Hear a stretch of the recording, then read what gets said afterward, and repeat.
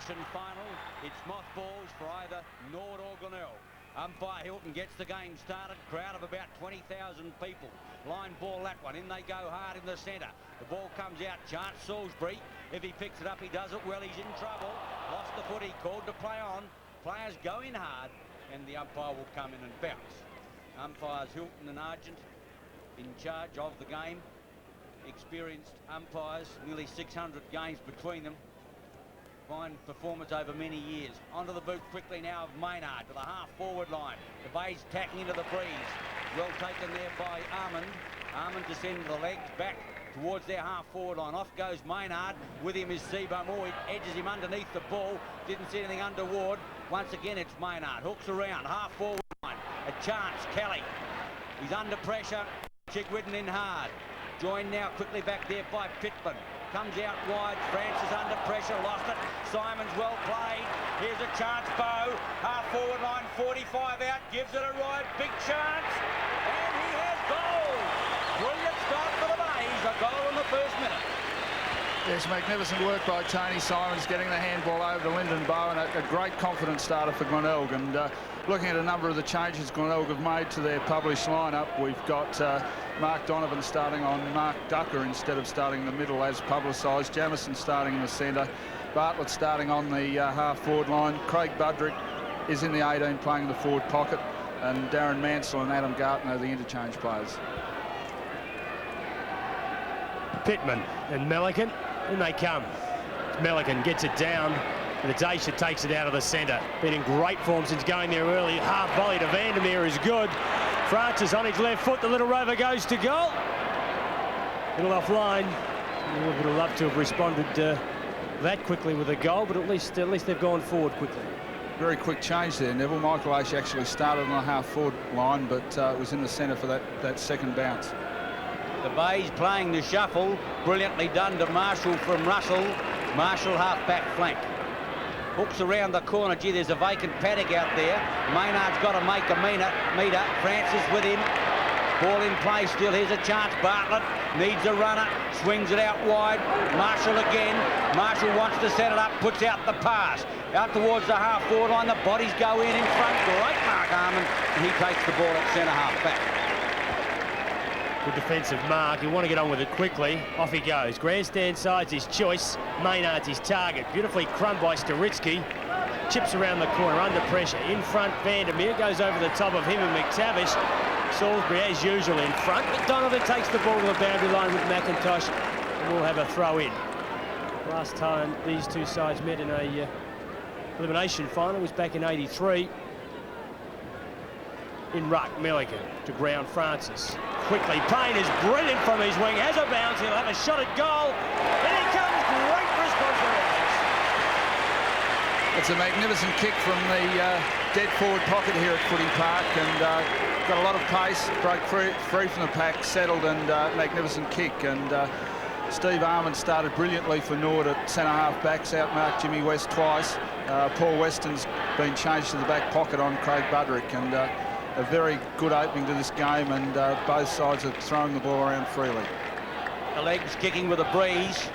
Not all that big down on the ground. Would be worth a couple. Michael Aish under pressure. Dispossessed. Francis through without the football. Well played there by McDermott. Oh, geez, too slow. Did all the hard work, but should have got rid of it earlier. Grant Tanner wins the free kick. Check side of the centre line to put the legs up towards the half-forward. Oh, that's a big mark taken there by Pascoe. And he's got the ball about 40 metres out. 18-year-old Andrew Pascoe, the youngest player on the field. A chance from 45 to put the legs in front. In fact, they're in front now by a point. Kick them further clear. Wind assisted, he should bolt the distance. In fine form in recent weeks. Nice looking kick, he split the centre. 2-1 the legs, a goal of 8 on Nine's Wide World of Sports. Yes, Andrew Pascoe, a brilliant second half against Port Adelaide last week, and also kicked 7 goals against Glenelg last time they played, and Dennis Russell was the man that stood him then, and he's been given the responsibility again today, and that was a magnificent catch by Andrew Pascoe. Nothing Dennis Russell could do. He led very strongly, and a one-grab mark and excellent disposal. The ruck contest will be very important in the outcome. Young Pittman takes on a much improved Milliken. Really is lifted to the mantle in Carey's retirement. Cohort alongside me. Tanner against Chigwitten. It's Tanner on this occasion, grandstand side. Gives the running to space. Marshall, Payne to the boundary line. Yeah, good contest. Marshall and Payne, both pretty fast. Both got good hand skills, feet skills. Both very experienced. Francis fumbles. Jamison taps it to Maynard, who isn't happy about the attention. And Francis. That's why Francis was right on him, because he loves to give the ball off, and that time it was to McDermott. The crumb is there. They work hard. Bartlett was one. Pike there as well, but Laurie Argent, he's used to these games, will have a bounce. He sure is. This is his 21st grand final, finals game. Played a few, working the ball towards the line. His Pike goes down in a heap. Not Pike. It's the Rich. No, we'll have a look who that is. It's Armand it is with the free kick. Armand puts it out wide, well put. Maynard can't quite. Gee, almost did. Fine performance. I think he probably got a free kick for a good try. Maynard at centre wing. Send the legs into attack. Up towards the lead of Ducker. The youngster gets up high. Good mark. Strong mark. Can't make it from there. Looks for the lead of Pascoe. Puts it out in front. Pascoe's got a hold ground. Russell, well done. Simon's behind the pack. Quickly in Tanner. Tanner can't keep the foot. Oh, kicking to the danger. The umpire didn't worry about it. And Pascoe takes it out in the left full forward pocket to throw in about 25 metres around. It'll be, I think, his third senior game, and he finds himself in front of 25,000-30,000 people playing a final for the Red Leagues. Absolute dream for a youngster. Brantley Tanner. Throw up, forward pocket for the Red Leagues. 2 goal, 113, plays 1 goal, 6 points. It's tight, Peter, and you expect it from these two sides in a final. Certainly will be, Neville, and Grant Tanner has been impressive in the 3 games he's played. He's a guy with a lot of time. The free kick going the way of the base. In fact, was a handball in the end. Donovan, oh, here's a mistake. Oh, into the open goal. And Maynard did not make him pay, or Dennis Russell almost handled the ball to Maynard. He couldn't believe his luck. Could have taken more time, Peter Carey. Well, really, Ian, he hesitated, and that's critical in defence. You go with your first movement. He was going to give the handball, changed his mind, and then just fell off his hand. Weren't to his confidence any good, but they didn't pay for it. Marshall's third kick. Once again into space. Pike leads Bartlett to the ball. And the all-rounder goes back towards Tanner. Just keeps it in the boundary line. He's under a lot of pressure there. Thompson comes in. Bartlett as well. Laurie Argent will bounce again. Conditions are good. There is an advantage. It's with the Red Leagues now, as we have almost a direct southerly wind. Golf course end that's blowing. Red Leagues will want to make the most of it. It's probably worth a goal or 2. It's tight. Ball's out, though, to Thompson. Loose kick forward. Diving attempt was Chigwitten. Bow gets it out to Maynard. There's got plenty of competition out there. One of them's Vandermeer, who has it. He gives it up to Kelly. In strongly, Chigwitten. Good, tough stuff. Bow in there as well. Plenty of bodies.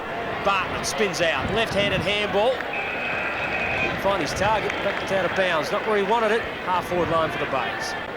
9 minutes gone in the elimination final. Vaughan's looking a little pensive already. Still, most coaches do. Bartlett can't crash the tackle. Whips out a long handball. Here's a chance. Oh, Bow missed what would have been a golden opportunity. Tanner through the half-back line. No pressure at all. Marshall doesn't go to claim him. Kicks long. Up towards McIntosh, but it's all McTavish. He dropped the sitter. Oh, chance Francis on the left leg. Shoots for goal. Umpire getting underneath it, but it's offline for a point. Another golden opportunity for the legs that went begging. They move on now to 2-3. The Bays are a goal. Yeah, 2 defensive errors by Glenelg. Should have cost them goals, but they've been lucky to escape with points. Francis with 2 Rovers goals. He wouldn't be happy with that, nor would his coach. He really must make them count. Simons. His last month or 2 have been fantastic for the Bays, and they need him desperately. Maynard long into the square, but Tom Warhurst, strong as ever, used his chest to buffet Fidge out. Goes to Kelly. Set up a string of players down the boundary line. Aish underneath that. Chest mark, no advantage now though. That's his second kick only, Aish. Maynard's his target. Up he goes. Seabohm with him. Thomas, now Seabohm again. He knows he's got Thompson out to his right. It's McIntosh who does the crashing through. And Peter, he has a role in the forward line, and it appears just to hold the ball in, harass, get possessions and do the tough stuff.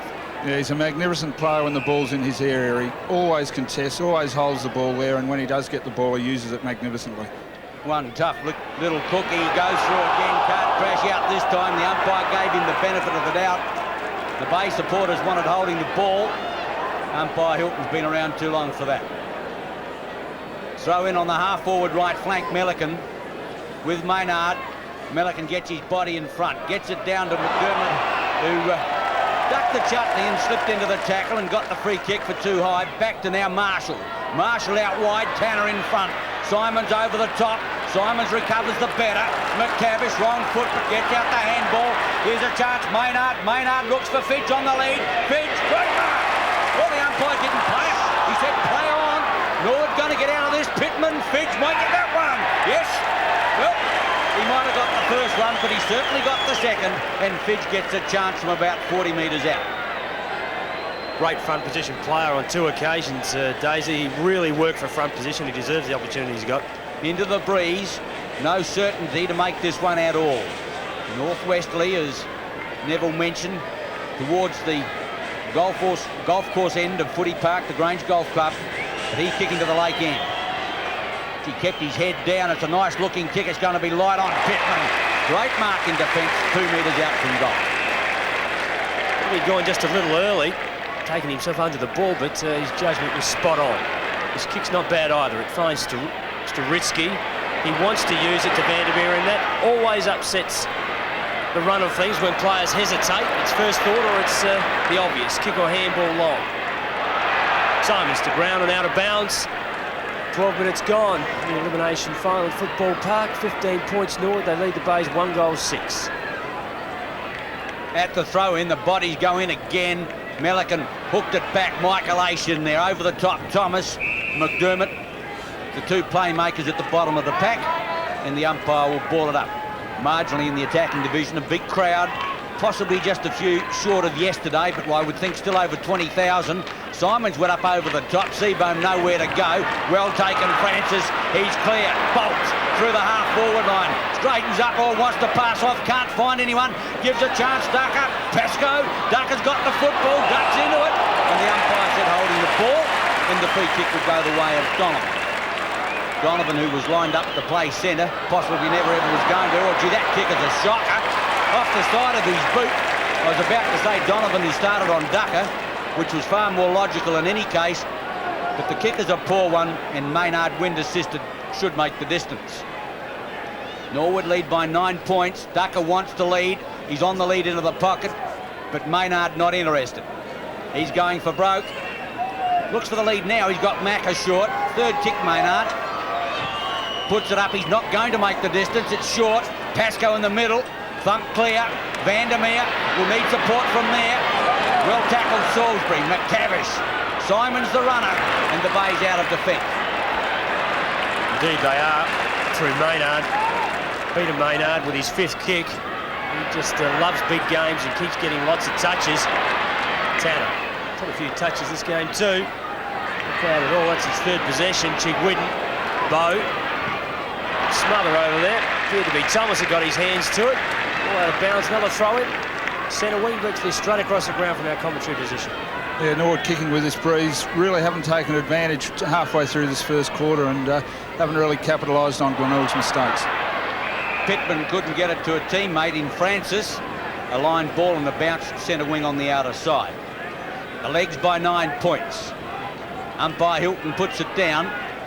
Pittman against Bartlett. Pittman well done. Try to get it to Thomas. In there now Jamison has an airy. Francis right in the thick of things early. Kicks long into attack. Kick number 4, looking for Ducker in the middle of the pack. Can't find it. McIntosh through. Michael Ace gives it back to Maynard. Gets it back in the double play. Shoots for goal. Good bounce through. The bounce would have turned and goal. Brilliantly done, Michael Ace. The Legs get the third, his first. 3-3 to a goal on 9's Wide World of Sports. Yeah, Tony Francis, probably Norwood's best player, has been setting a few plays up for Norwood and kicked the ball to Gary McIntosh in the 2-up play with Michael Aish and Gary McIntosh exchanging handballs, and Michael Aish hardly wastes an opportunity when he has a shot for goal. Emerson must run with Aish. He's just got to work hard with him. As a player, if you're on him, you cover a lot of ground. McDermott, Jamison now, left foot into attack. Fidge in front position again. Warhurst with him.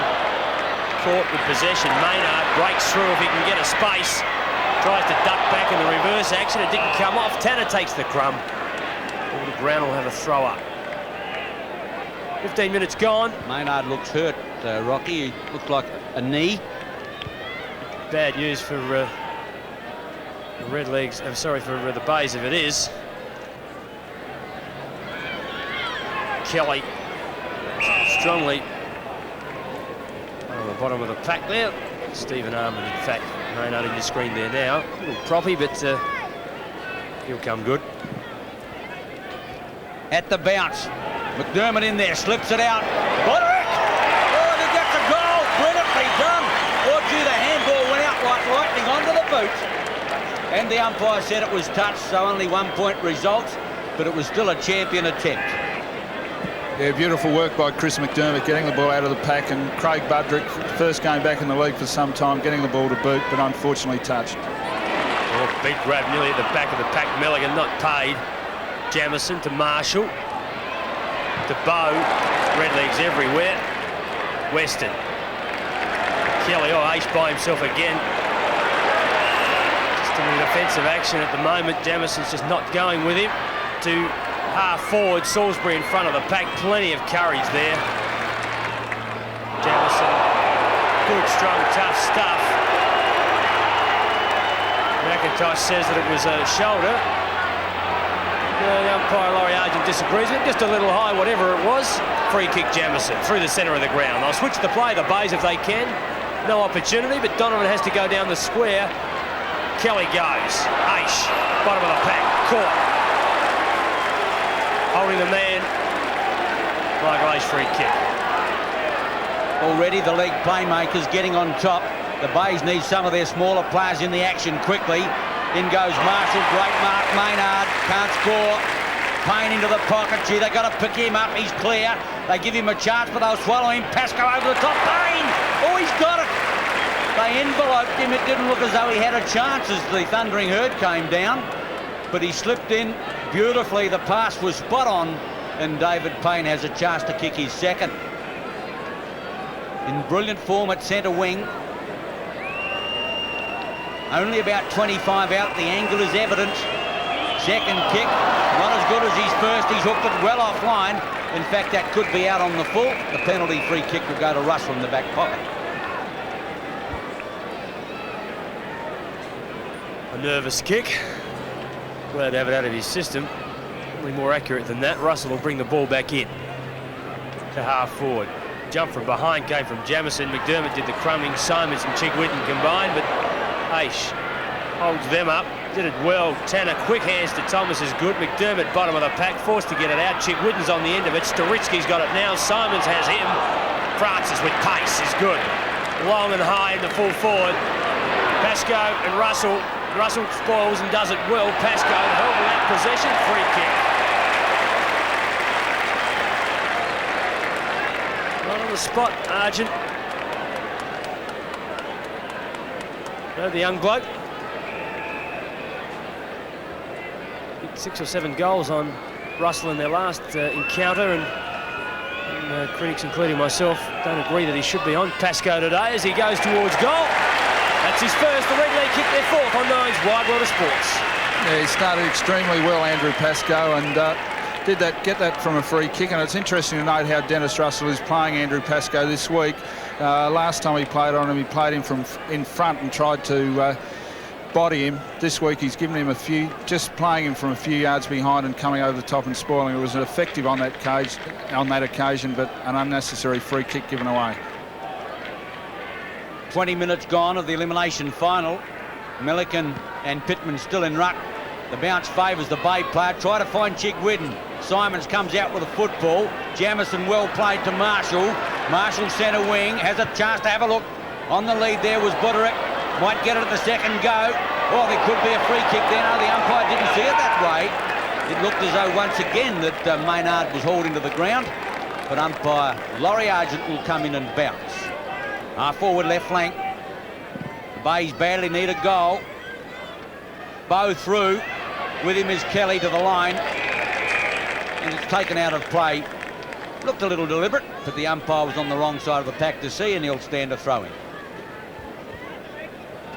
No doubt it was deliberate. Only one place Kelly wanted that ball, and that was out of bounds. Over the back, Weston puts it on the ground for Armand. The umpires will have to take charge again. Norwood with a breeze. 27 plays Glenelg on 7. 20-point advantage, the Redlegs. 21 minutes gone, first quarter. Over his shoulder and a miraculous type kick was Maynard, but Armand going the wrong way does well. Gives it off to Warhurst.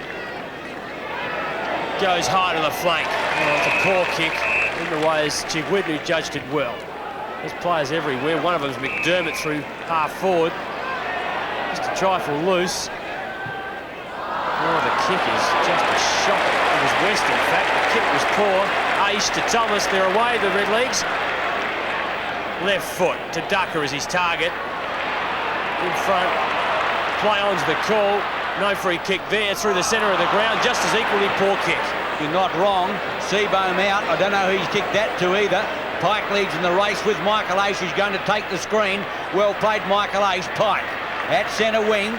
Comes back infield towards the half-forward line. Ducker underneath the footy. Getting back on it is Seabohm. Needs support from there. Looks for Simons, but found Donovan. Donovan, great smother, McIntosh. Mac has got it. Gets it back with a sweeping handball. Vandermeer puts it up. Pascoe out on the lead. Russell over the top. Thumps the ball away. Staritsky under pressure. He's gone for holding the ball. And that's the way the ball will go at centre-half back. And the free kick will go the way of Nigel Mansell. Darren Mansell. Won't tell you why he's called Nigel. Yeah, Graham Corns made his first change, bringing Darren Mansell onto the ground and Craig Buderick off. Simons. It's good to McDermott. Possessions McDermott. Oh, high was West, couldn't take it. Tanner to Pike. The Redlegs defend. Oh, Maynard by himself. He wants to go on. Play-on's the call now. He's forced to. Francis was his option, but he slipped over. High as Pascoe. As Peter Carey said, Russell just giving him a couple of feet and then jumping with him. The only way Pascoe can counter that is to prop and go to the ball late. I'm sure that's what Barham will tell him to do if Russell is continually successful on him. His fourth kick, front of the square. They set themselves, but it's all the Bays. Good grab, Milliken gets back to help the backman. Milliken, possibly the most improved ruckman in football. Salisbury. Now Donovan. Donovan kicks long. Jamison looking for it.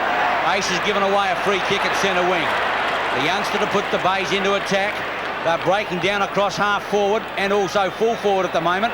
Maynard runs them into attack through the centre line. He looks for a lead from Fidge, who doesn't seem to be prepared to lead. Over the top came Bartlett. Fidge in the middle. He's got the football but can't get it out. Players stack up and the umpire will come and ball it up. Whereas Pascoe is leading, we seem to find Bartlett and Fidge who want to stand their ground. Yeah, John Fidge actually led to the left, and Peter Maynard on his left foot needed John Fidge to lead to the right, and I can't understand why Fidge was leading that way. Marshall into the pocket, needs support from there. Got free of the shackle, in towards half forward line. He's a chance. West! Oh, he dropped the sitter. Pike put the pressure on. West has got to atone, gets it back. Simons this way, that way. He's through, shoots, and he has bottled it. Brilliantly done, Tony Simons. Got West out of it, boots his first, and the Glenelg have got number 2 on the board. Yeah, fortunate to get out of that. James West missed a chest mark, should have been taken. Jimmy West hasn't started the game particularly well, and certainly needs some confidence. And this quarter, I guess, has been characterised by a number of errors, and I guess that's typical of an elimination final. It's a cutthroat day, and both sides are bound to be nervous. Bound to be nervous, no doubt. 4-3-27. The Red Leagues 2-1-13. Twice their score at the moment, the Red Leagues, but so they should be. They're going with a breeze, but the Bays now into it are doing pretty well. Mounsell new on the ground, puts it in long. Fidgey! Right take! Warhurst got underneath it. Fitch knew he could, he took a step back, threw himself in, and classic technique, knee in the back, up he went. Great take. Petey's not unlike Dermot Brereton at blonde hair, is he? No, he certainly looks like it. He's been waiting for that opportunity for a leap across over the top. He's been letting Warhurst lead him to the ball, and very hard to do when you're kicking to the breeze, though. Plenty of experience, and no mistake there by Fidge. That's his first. The Bays third on Nine's Whitewater Sports. Yes, John Fidge certainly given something for Glenelg to aim up forward. His strength up there is very important, and Glenelg have lacked a full forward for most of the year, and they've had to improvise in that position. And John Fidge seems to be the guy that they want to do the job during the finals, and he's had a few important touches so far this quarter, setting up a few handballs, and looks like he could give Tom Warhurst some problem, who is undoubtedly the best fullback in South Australia at the moment. You're not wrong. The Legs by 8 points. Into time on first quarter. History for one of these two teams at the end of this evening's play. Well, the umpire sees a throw there. It's going the way of the Legs. Storitsky to take the free kick. Just the attack side of the centre line. Puts it up for grabs. Outsteams Pascoe again. Gets a big leap away. McIntosh in there. Can't find Maynard. Well played at the bottom of the pack. Simons. And the umpire will ball it up on the half-forward line. Closing in on quarter time. Good crowd, fine conditions. Hopefully it will stay that way. I think the rain is gone. Famous last words. At the bounce. Russell gets the benefit. Can't get it to Salisbury. They're searching for it. Another bounce by the umpire about 30 metres out from the leg goal.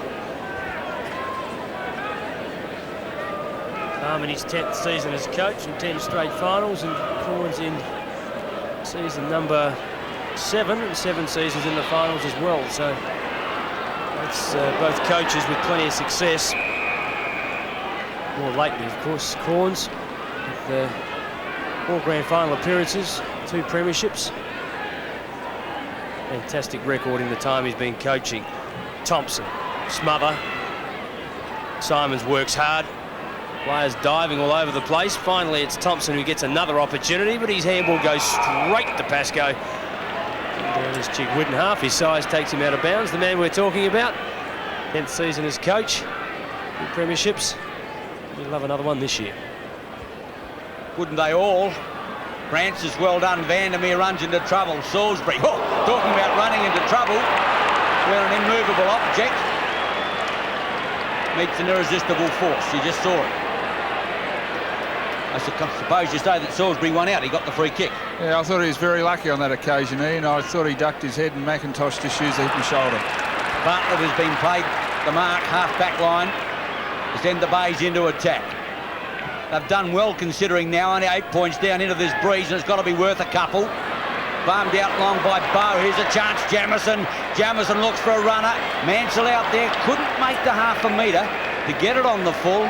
Chose to wait for it to bounce, and that was his first mistake because it beat him out of play. 4-3-27, Norwood. Glenelg 3-1-19. And there's the siren to end play in the first quarter of the elimination final at Football Park. The Red Leagues 4-3, 27 points. They lead the Bays 3-1-19. The action's on Nine's Whitewater Sports.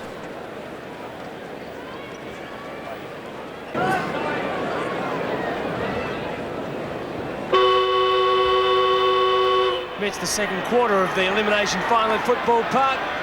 It's the Red Leagues by 8 points. Pretty tight opening. Francis now out of the centre of the ground. Quite a few touches. That's his 6th kick. It's high. Vandermeer tried to take it with one hand. Couldn't. Seabone first to it. On his left leg, he goes out towards Marshall. Great diving catch by Marshall. He and Payne are having a good contest together. 8th touch to Marshall as he goes wide. Thompson's kick towards half forward. Off hands to Ritsky, goes to ground with Bow. And we'll have another ball up. Half a minute into this second quarter. Glenelg going with the breeze. Kelly pushes it to ground. Maynard. Good player of that first quarter as well. Oh, and good body work against West is on top in that position. Warhurst having a good clash with Fidge. The mark is taken by Bartlett. He has Jamison playing in the centre on ace. The kick is poor under pressure from Lester Ross, who's just come on the ground. Tapped up by Bow to Mansell was good. Pike in there, Chigwitten in hard. Bodies go in. Umpire's letting it go a little. Is good umpiring, but finally he has to bounce. And it was good football by Bow on that occasion to give Chigwitten the opportunity. Yeah, worked very hard, Lyndon Bow, then to get the ball forward, and umpiring's been excellent so far. Jamison! Oh, what a goal! A blind turn, but he had no one in opposition and popped it through, and the Bays have got their 4th on the board. It's a 2-point ball game. Yes, the move of Rod Jamison in the middle against Michael Aish must have caused the Glenelg selectors some concern, because last time they did play on each other, Jamison was moved after 10 minutes and Michael Aish played a dominant role. But Glenelg have shown the faith in Rod Jamison, taken a punt with him, and he's opened very well against Aish, and I'd say honours would be about even at the moment. Ball back in the centre of the ground. Bartlett. All work hard, and we'll pick up who Lester Ross has replaced shortly. New player on the ground.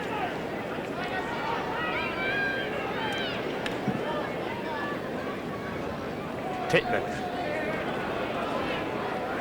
Appears to be Paul Weston. From our experts. Paul Weston off the ground and Lester Ross on. He had been hit around the head, or had a blood nose. Hit around the head's a bit of an assumption, isn't it, really? But I used to play against you, Bays, Pete, I know what you like. Pike through the back, on his left leg. Thompson will be the first man to it. Good turn of pace. Can he control it? Only just as he gets his leg to it. Good attempt, but in the way is Kelly for the Redlegs. Kelly's on the half-back line. Kick number 3 goes forward towards the half-forward line on Seabohm. Edges Maynard underneath the ball. Should have marked that. They work hard for the footy, but can't get it out. And the umpire will ball it up. Yeah, the move of Lester Ross onto the ground, I guess, was forced on them by Graham Corns, who brought Darren Mansell on to replace Craig Budrick, and they needed a quicker player on the ground. Ace Vandermeer. Thomas heads towards goal. He's 45 out.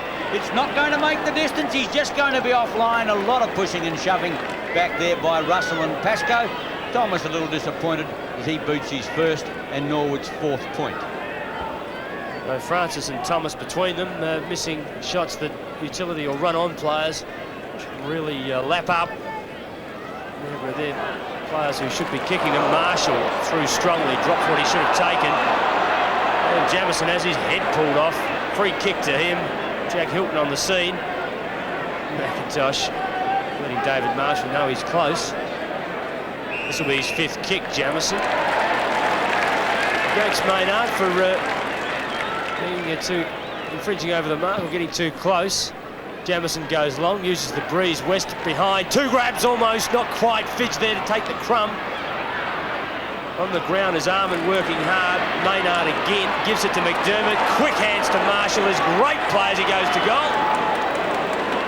Just a little offline, and it was Bow actually. It appeared to be Marshall with that short hair, but that was good running football, Pete. Yeah, beautiful work. Very quick hands. Should have finished off with a goal. Did have James West standing in the forward line, but when you've got a clear shot for goal, you've got to go. Speaking of West, he finds it hard to get into the game at the moment. Mellick and Big Mark. Gee, I don't know how far the big fellow can kick, but that's not going to make a goal. Fidge, oh, Mansell at the back, he's got it! Oh, gee, he was behind the pack. Warhurst and Fidge went to meet the ball, misjudged it completely, and Mansell could not believe his luck. You might say he's got pole position on the grid. 15 metres out, pops it through, and the Bays hit the front. Mansell gets his first, Bays 5-2, the legs 4-4 on 9's Wide World of Sports. Yeah, Darren Mansell, who came onto the ground late in the first quarter, has had an influence from Glenelg and read the ball beautifully then over the top of Tom Warhurst and John Fitch, and kicked a valuable goal for Glenelg. And I think Norwood will really be ruining the missed opportunities they had in that first quarter, because Glenelg, kicking with a breeze now, are looking very strong. Pittman and Milliken will do battle again in the centre. Overcast and by footballers' standards, a great day to play. The breeze really not interfering with play that much. A slight advantage to the golf course end. Both players missed the ball on that occasion. Sturitsky crumbs. Aish is the player he gives it to. In long. Pascoe, Russell high. The Crummers are all the Bays. Salisbury's tackle taken off the ball by Vandermeer is good. Russell's kick is under a lot of pressure, is loose. Simons comes in to help out. Bit tight stuff there, but as I called it, all the Crummers were the Bays. The Red Leagues have got to expect that the objective will be to punch from Pascoe, and that the place to be is right in front of him when the ball comes in high. Milliken, McDermott. His kick is high, around towards half forward for the Red Leagues. Kelly and Sturitsky battle against each other. They work it out in the end, though. Tanner through the centre, or Francis. He wants to go long. It'll be his third. Duck is his target. Up he goes. Plenty of Bay players defend. Salisbury comes out with it, does it well, gives it to Milliken. Fumbles. Jamison is all right. Simons finally to Bow. That came from Thompson. Maynard over the line, and a lot of pressure there. They've forced errors, but finally Norwood able to make the error and force it out of bounds. Yeah, great pressure from Norwood, and Glenelg used the handball quickly, always putting a player under pressure, but I guess if you retain possession of the ball, you can eventually work your way out of it. Pittman, in his first year of senior football. Milliken with perhaps not that much more experience. McIntosh, Payne, he's on the run. This is when he's dangerous. Puts it on its way. Ball coming back with a breeze, and he's got it. Oh, brilliantly done, David Payne. Kicks his second. The Reds resume the lead. 5-4 to 5-2 on 9's Wide World of Sport. Yes, bad area by Peter Maynard, handballing into McIntosh's path, and Gary McIntosh really raced the handball and magnificently set up to David Payne. And I guess that's David Payne's strength, his ability to break into the forward lines, and kicked his second goal on the run. A tight game at Football Park. Only 2 points in it. The Red Leagues have pinched the lead again. And, as the rules provide, the umpire can recall the ball if he's not satisfied with the bounce, and the only reason he's not satisfied is normally if it's not contested and or contestable. Up it goes. Not his best, but contestable. Pittman got it. Sturitsky, now Thomas. His form's improved over the last few weeks. He was one of Norwood's best last week. Salisbury, well, through he goes. He'll stay over the ball, you can guarantee that. So will that man. Demolition Derby, those two players. Down they go. And another bounce. Macca's primed to explain to umpire Hilton where he went wrong. Umpire Hilton, that is, not Macca. Yeah, Macca's got his own way about verbalising his efforts on the field. Umpires enjoy him, though. Tanner, young Grant Tanner, that is. Long kick in, beats the pack. Well read Marshall, if he can control it. Well, Russell at least. He's given assistance by Marshall. Changes play is pretty exact, and obviously a lot of confidence in Thompson as he went across the ground. It's his fifth kick, Thompson, towards the ring. Sturitsky from behind is good, but Pittman, the taller of the two, is paid in front. Maynard, bit soft, but 15 metres. So Maynard on the mark, the big fella Pittman. Into the wind, it'd have to be his best to make it. That won't. They set themselves. Pascoe there as well, but in front, great take. Seabone read it beautifully, went at the ball, two hands. Starting to play well, Seabone. Very experienced player, 227 league games. Donovan, too far for Jamison. He's going to have to work hard. Payne can't. Jamison out. McDermott kicks long to a vacant half-forward line. It's a match race in pace. B-grade bounce favours Pike. Now Ross, Armand, short to centre wing. Well taken by Michael Aish. To send the legs into attack. Out goes Francis, kick number 7 to ace, and Francis takes it spot on, but well out from goal. He's almost out at centre wing. Undecided where to go. Pascoe thought about leading, but aborted. Finally, the kick's not all that good. Well done, Staritsky. Horse ruck the tackle, slips it in. McIntosh, 30 metres out, shoots for goal, but geez, not one of Macca's better ones. Went straight across the face and bounced out of bounds in the left full forward pocket. A very difficult kick from that pocket for Gary McIntosh, and may have been better advised to look for someone in the middle. Yes, he rushed his work. That's a bit unusual for him. McDermott to McTavish is good. McTavish goes backwards is unusual. Russell to Salisbury. The Bays are trifle unorthodox, but they're keeping possession. That's the main thing. They'll force players to run at them. McDermott down the ground. Jamison Shepherd's behind play. McIntosh puts him down. No free kick of field, and Jamison doesn't look that good. Chick Whitten, he's got Fitz long. He's got the drop on Warhurst. Warhurst back into the pack. It beats all those players. Fitz will be the first to it. An opportunity for him. Player set up in midfield, but he can't control it. And there's Jamison behind play. Into Shepherd and said hello to Gary McIntosh. I'm off second best on that one. You're not wrong. Pittman, well done.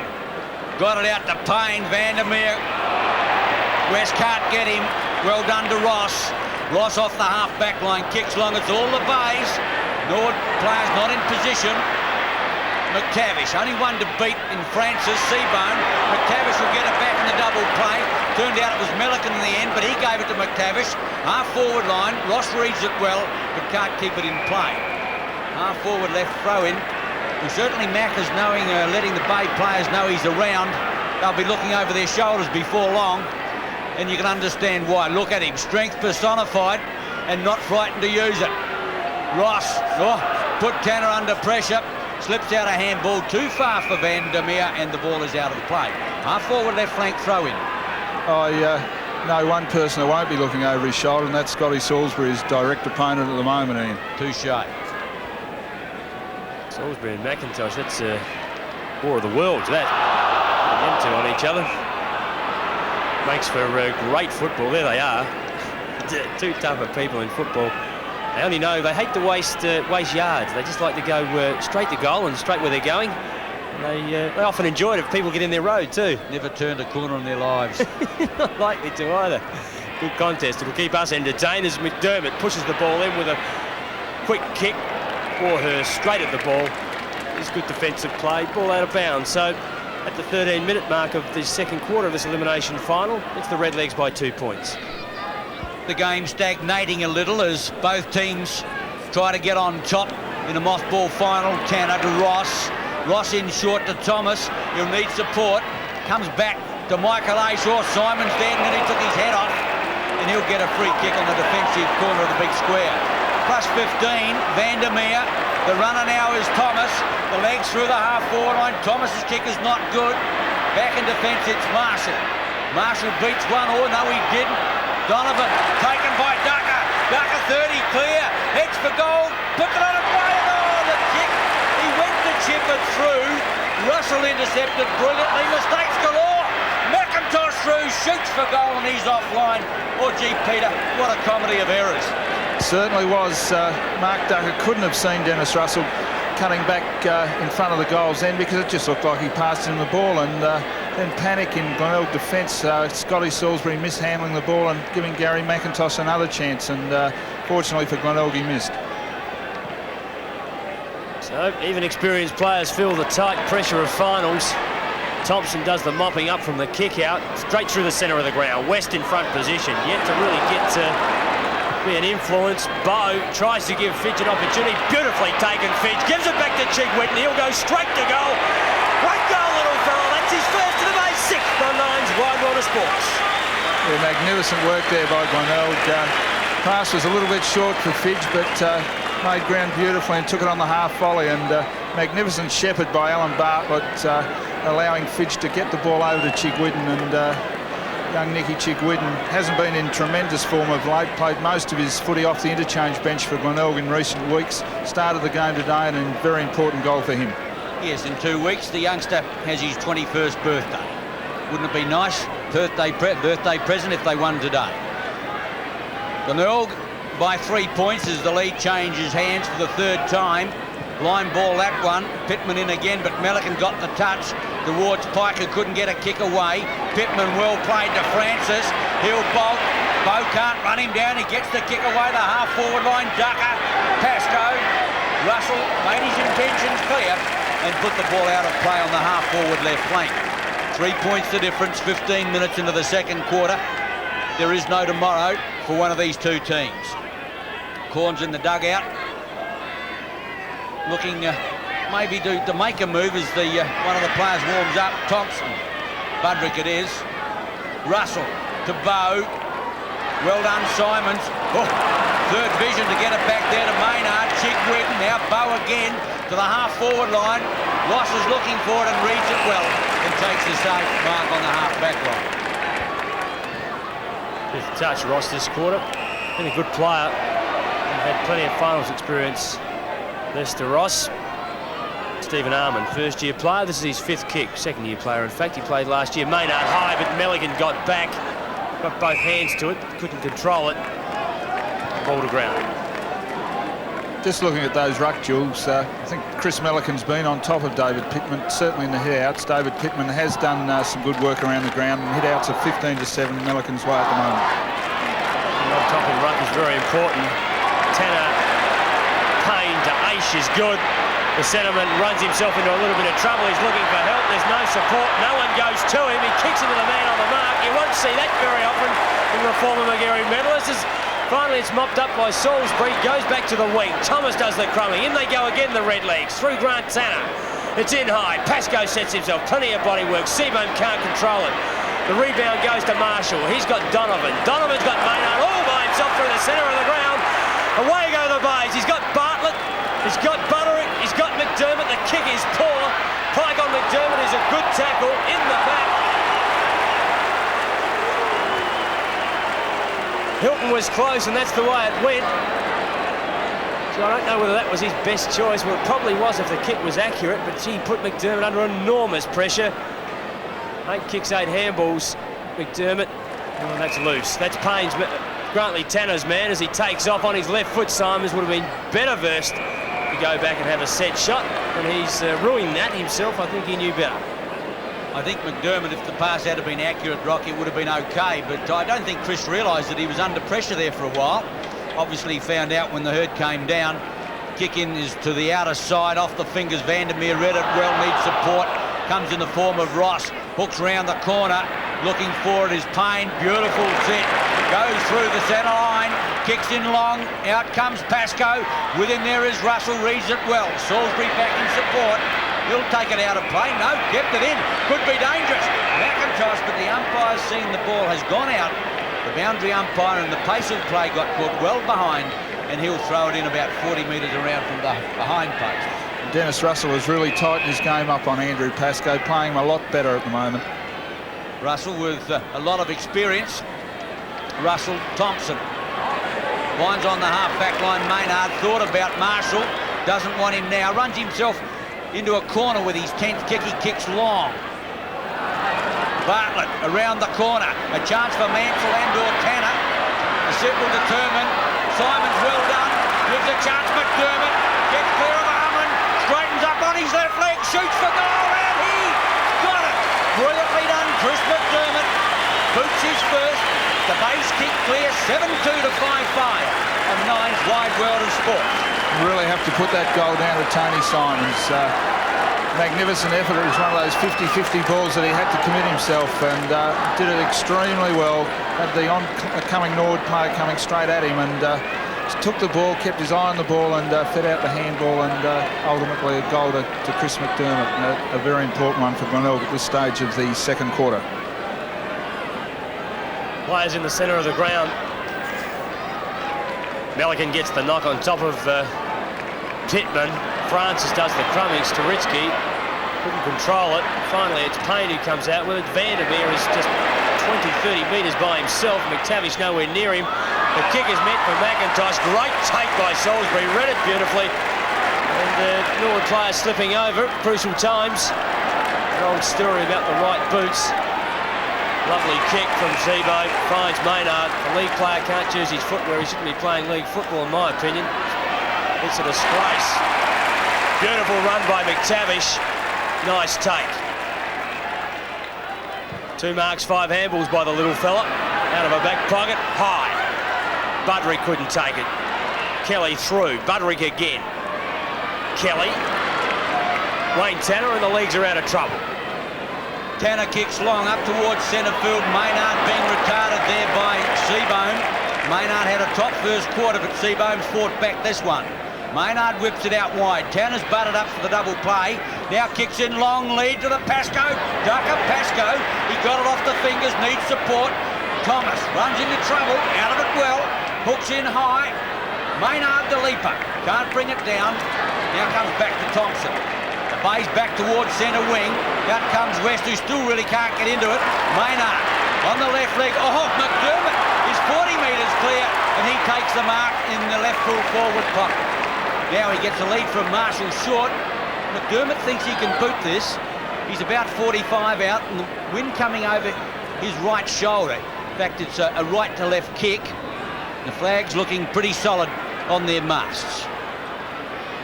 His 18th possession. 10th kick. He's hooked it badly. In fact, he's hooked it out on the full, and the penalty free kick will go the way of the legs, to be taken in the back pocket by Tom Warhurst Jr. Yeah, Chris McDermott, not the longest kick in league footy, had to really force then and pulled the ball, and 18 kicks, not even a half time. I'd have been happy with that in the game, Neville. Yeah, 18 possessions. Well, you did it often, Pete. It wasn't unusual for you to have that many touches. Mostly handballs. You love to give the ball away. West. High kick. They set themselves. It's all Norwood, though, as Pittman and Warhurst work it out. Ross pinches it. Kelly slips over. Chigwidden. McDermott. Oh, McDermott cleverly. Underground to Bow. Underground again to McDermott, but out of bounds. And McDermott and the boundary umpire exchange, but out in the full peak. Yeah, certainly was, and one sort of senses that this last 8 minutes of this quarter is very important to Norwood. They've just got to hang on to Glenelg here. Ross edges the ball out of defence up towards the half-back line. Melican got up. Well done, Seabohm. Couldn't find a teammate. Marshall in, gives a chance. Melican again, he needs support. Jamison couldn't find it. Bow gets it out towards Marshall, who's quite happy to see the ball go out of play. Half forward left flank throw in. The Bays by 9 points. 23 minutes into the quarter. Pittman against West. Pittman well played. Francis, who's died a little. Back to Thomas, not one of his better kicks. And once again the ball off the feet. Goes out of play, same spot, half forward left flank. The legs in attack. Slow down just a trifle. They're trying to hold up at the moment. They're just a bit of an edge on them at the moment, and making mistakes. Gee, there was a free kick there to the Bay, just went unnoticed. Marshall comes through, plenty of talent. He goes towards goal. Thomas. Warhurst gets back. Pretty close indeed. That good effort by Marshall. That takes the Bays along to 7 goals, 3-45. They lead the Redlegs 5-5-35. Warhurst looks for Pittman on the outer side. Melican right there with him. Well done, Michael Ace. Ace through the half-back line. Slips Tanner into a bit of trouble. Jamison the tackler. Ross is going to have to work hard. Runs into trouble. Well played now there by Bow. But he doesn't lift his eyes. Dropped it onto the boot. And Warhurst takes it unopposed. Gets it out wide. Now looking for Pike. Getting back on it is Bartlett. Pike against Bartlett. And Tanner. Grant Tyke. So cool. Always seems to have plenty of time as he uses the foot well and finds Taritzky centre wing. Check side. Thought about giving it back to Tanner. He's well shepherded. Tanner now straightens up. Oh, intercepted. Maynard did it well. Here's a chance. Melican out wide. Norwood have made a mistake. Oh, Mansell intercepts. Chigwidden is going to get it. Chigwidden out into the open. Mansell's not going to give it to him. He goes in for West too far. Behind the pack now. Budrick shoots. And I think it's gone. Oh, what a shocking mistake by the left defence. The Bays made them pay by booting goal number 8. Yes, and Darren Mansell looking for James West on that occasion.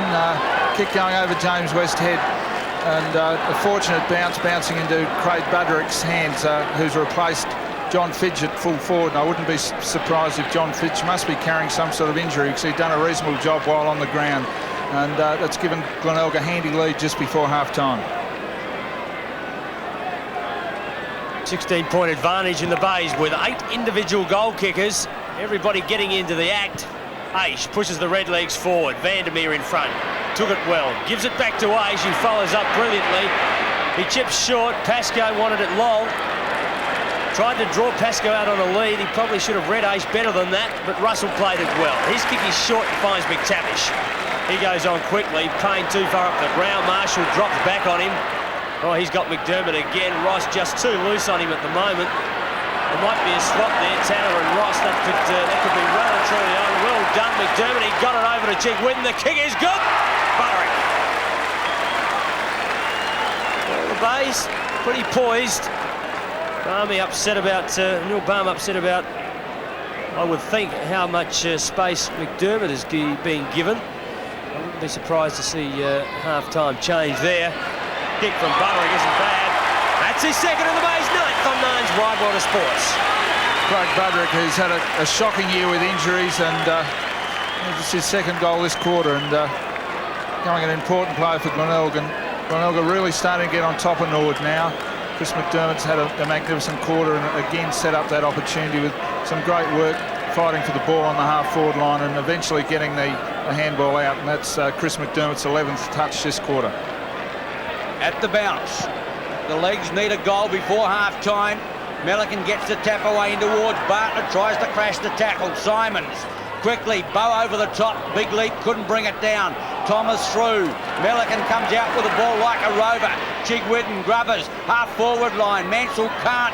Oh, Jig Whitten, yes, he's got the ball off the boot there of Butterick. Here's a chance, Marshall against Warhurst. Great tackle, Warhurst. And Marshall made it obvious where he was going to put that ball, and he bottles it up in the left full forward pocket. Throw in about 35 metres around. Close to half-time in the mothball final. In goes Bartlett. Pittman over the top. Francis tumbles one out towards Maynard, who needs a set. Works the ball in towards Bow. Kelly can't, and the umpire's going to give a free kick for a trip. It's going the way of Matthew Kelly. He gets it centre-half back. His 4th kick. Nick Thomas provides the loose man. That half-back flank. Thomas to Aish. Tavish is with him. 11 kicks, 7 handballs. They've taken 7 marks, Aish. A good contributor for the Redlegs. He's kicked to half-forward, looks for Maynard, but Norwood just a little bit stilted in their attack. It's a little bit slow. The ball's not coming in with any freedom. They're finding it very difficult. Good defensive work by the Bays, though. Playing tight. Then they set up with a loose man, and they're running the ball very quickly into their forward line, Peter, and it's making it very hard for the Norwood defenders. Certainly is, Neville. Just having a look at Michael Aish, Neville, he doesn't look 100% fit. No, we interviewed him on the KG's footy show last night, and it was just my personal opinion that he looked a little washed out and a bit down physically, and I was thinking about him driving the footy today. I just hoped he wasn't for the Redlegs' sake, but his performance to date hasn't been too bad, but he certainly hasn't been in the scintillating form we've come to know of him. McIntosh against McTavish is good. So's Francis and Salisbury in the back, though. Hilton called it up. Free kick to Francis. It's a little out of his distance for the little fella. He's probably 45 and kicking across the breeze, which is coming straight out from those goals. In his 10th kick, he looked to give it off, but all leads taken. People in the block. He'll have to go for goal. Oh, it's a nice kick. Teeth of goal. Up they go. Over the back was Maynard. No result. A rush point. So the Redlegs 36 points. They trail 21 points to the Bays, 9-3-57. Played nearly 30 minutes of the quarter. A long one. Close to half-time. Russell undecided where to go. Bay's not working the shuffle this time. Russell comes takedown ground. Marshall in there. Vandermeer. Michael Aish down. The umpire's going to ball it up centre field. Michael Aish gets to his feet gingerly. He's always at the bottom of the pack. Takes a severe physical battering every time he plays. Melican winning the ruck. Siren sounds, half-time at Footy Park. In the elimination final, Glenelg 9-3, leading the legs 5-6 on Nine's Wide World of Sports.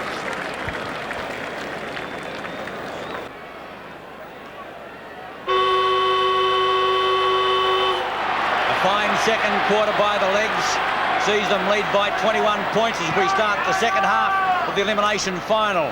Melican up, winning the rucks well. In goes Pittman. Seabohm against the tide, can't get that out.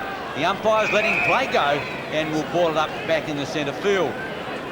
Rain has gone again, hopefully. It's still overcast. The umbrellas went up for a while as umpire Argent puts the ball down. Melican against Pittman. Marshall towards centre wing, vacant paddock. Payne uses his pace but gets a shocking bounce. Chigwidden runs into trouble. Bow hooks it across, setting himself on the outer side. Sturitsky can't quite. Player stack up again, and the umpire will ball it up almost back in the centre field.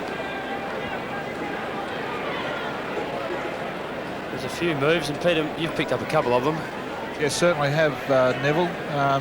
Darren Visser's come on the ground to the half-forward line, and Keith Thomas gone to the half-back flank. Matthew Kelly looks like he's been given a tagging role on Peter Maynard. The Barm trying to get mobility out of that centre of the ground and curb a few playmakers. The Bays, Mansell flicks it back. Through strongly was Armand, gave it to Ross. His kick towards the boundary line has found its target. 5-6-36, the Redlegs, they trail the Bays 9-3-57. We've played 1.5 minutes of the first quarter, and there's a little bit more rain falling here at Football Park. Just said that the rain hopefully was gone as the umbrellas go up again. Sturitsky back to Pike, high towards the half-forward line. Maynard, Marshall, Seabohm. Now Visser having his first run for the afternoon. The umpire will ball it up. Peter, the rain's not going to help the cause of the legs. No, it certainly won't. It's going to make handling the ball far more difficult, and scoring will certainly become harder. Pittman gets the ball forward. Thompson gets back on the ball, taps it cleverly. Salisbury looking to set up play, puts it out in front of Chigwidden. Vandermeer, surprisingly quick Vandermeer, beat Chigwidden to the ball. He hasn't got it. The umpire said you've got to play on. Armand surely a high tackle or a push in the back, and Armand will get a free kick on the half-back line. Armand to put the legs into attack. They led by 8 points at quarter time, but it quickly turned that round during the second quarter. Sixth kick finds Maynard. Maynard just the attack side of centre wing. 15 metres against Melican. Maynard now. Well, goes in board. That's well put. Tanner has come upfield, and he's got the ball on the half-forward line. Off goes Pascoe. Ducker in one direction, Pascoe in the other, but he's going for length. Up towards Michael Ace, who's using his body well. Off the fingers. Russell sensibly goes for the safety of the line and puts it across his own goal line for a minor score. Takes Norwood on now to 5-7. Glenelg is 9-3. Russell will bring the ball back in. He has Simon short, and that's very loose. He fumbles, manages to get it back to Russell. He'll do what probably he should have done in the first place. Wet weather. Thompson with his 9th kick, chips it around towards centre wing. Bartlett, great take against Pike. One out contest in the air, very strong. His handball to Seabohm, to Bartlett, puts that player in a lot of trouble, and he undid. Some very good first up work by giving to the wrong player. Pike, Proppy, with the ball, goes through the centre of the ground. He has McIntosh or Pascoe, but Melican was in the block hole, managed to take an easy chest mark. He goes on quickly and gives it to Simons. His kick right down the line is almost taken by Thomas, not quite. He's still got his body over the ball, packs it back to Armand. He's beset upon by Maynard for the second time as many minutes, and another free kick. Played a great game, Steve. Armand been on top of Jim West all day. Armand looks for the lead of Maynard. Well done, Seabohm. Jamison gets it out brilliantly now to Bow. Couldn't hold the stoppings in the grass. And it's Thomas who's got it. On the check side of the centre line. Thompson out in front. The umpire's paying a free kick for hanging on. And Robbie Thompson, who's doing well on the half-back line, picks up a free kick. He 10th kick goes towards the half-forward line, looking for West up there. He gets it back to Maynard, who's quickly dispossessed. In goes Salisbury. Mansell through, uses his pace out wide now as Marshall needs to sit, runs into Warhurst. Down he goes. Vandermeer can't. They work hard for the ball, and McIntosh comes out with the ball. Gets it out wide. Out there is Francis, needs to sit. Francis has to beat Simons, which he does, with a high kick in towards the half-forward line. Storitsky looks for a runner, but he'll send the legs deep into attack. He gets 15 metres and plays on quickly. There's Ducker on a lead. It's beautifully put. Ducker has to go wide for it, though. That's his third kick. Pascoe's his target. Melican gets back. The crumb by Maynard is good. He's forced to take on the left. He has ace in the square. That's the way it goes. That was a delightful kick by Rodney Maynard. He was choked on that left foot, didn't want to come on the right, saw Ace making space to the square, and had to deliberately put a chip forward of Ace and into a space. This is Ace's 8th mark, his 2nd goal, the Redlegs 6th on Nine's Wide Water Sports. That goal started right in the back lines by magnificent take, magnificent effort by Gary McIntosh, and Norwood effectively moved the ball forward. Probably one of the best passages of play Norwood have had today, and it was great work by Rodney Maynard, who hasn't had a big day. Saw Michael Aish and got the left foot to the top of the square, which is the ideal place to kick the ball. And Michael Aish, who is now roving for Norwood, kicked the goal. The Bays lead reduced to 14 points. Melican in opposition now to Pittman. Tanner looking for the foot. He gets it out, beautifully done to Kelly.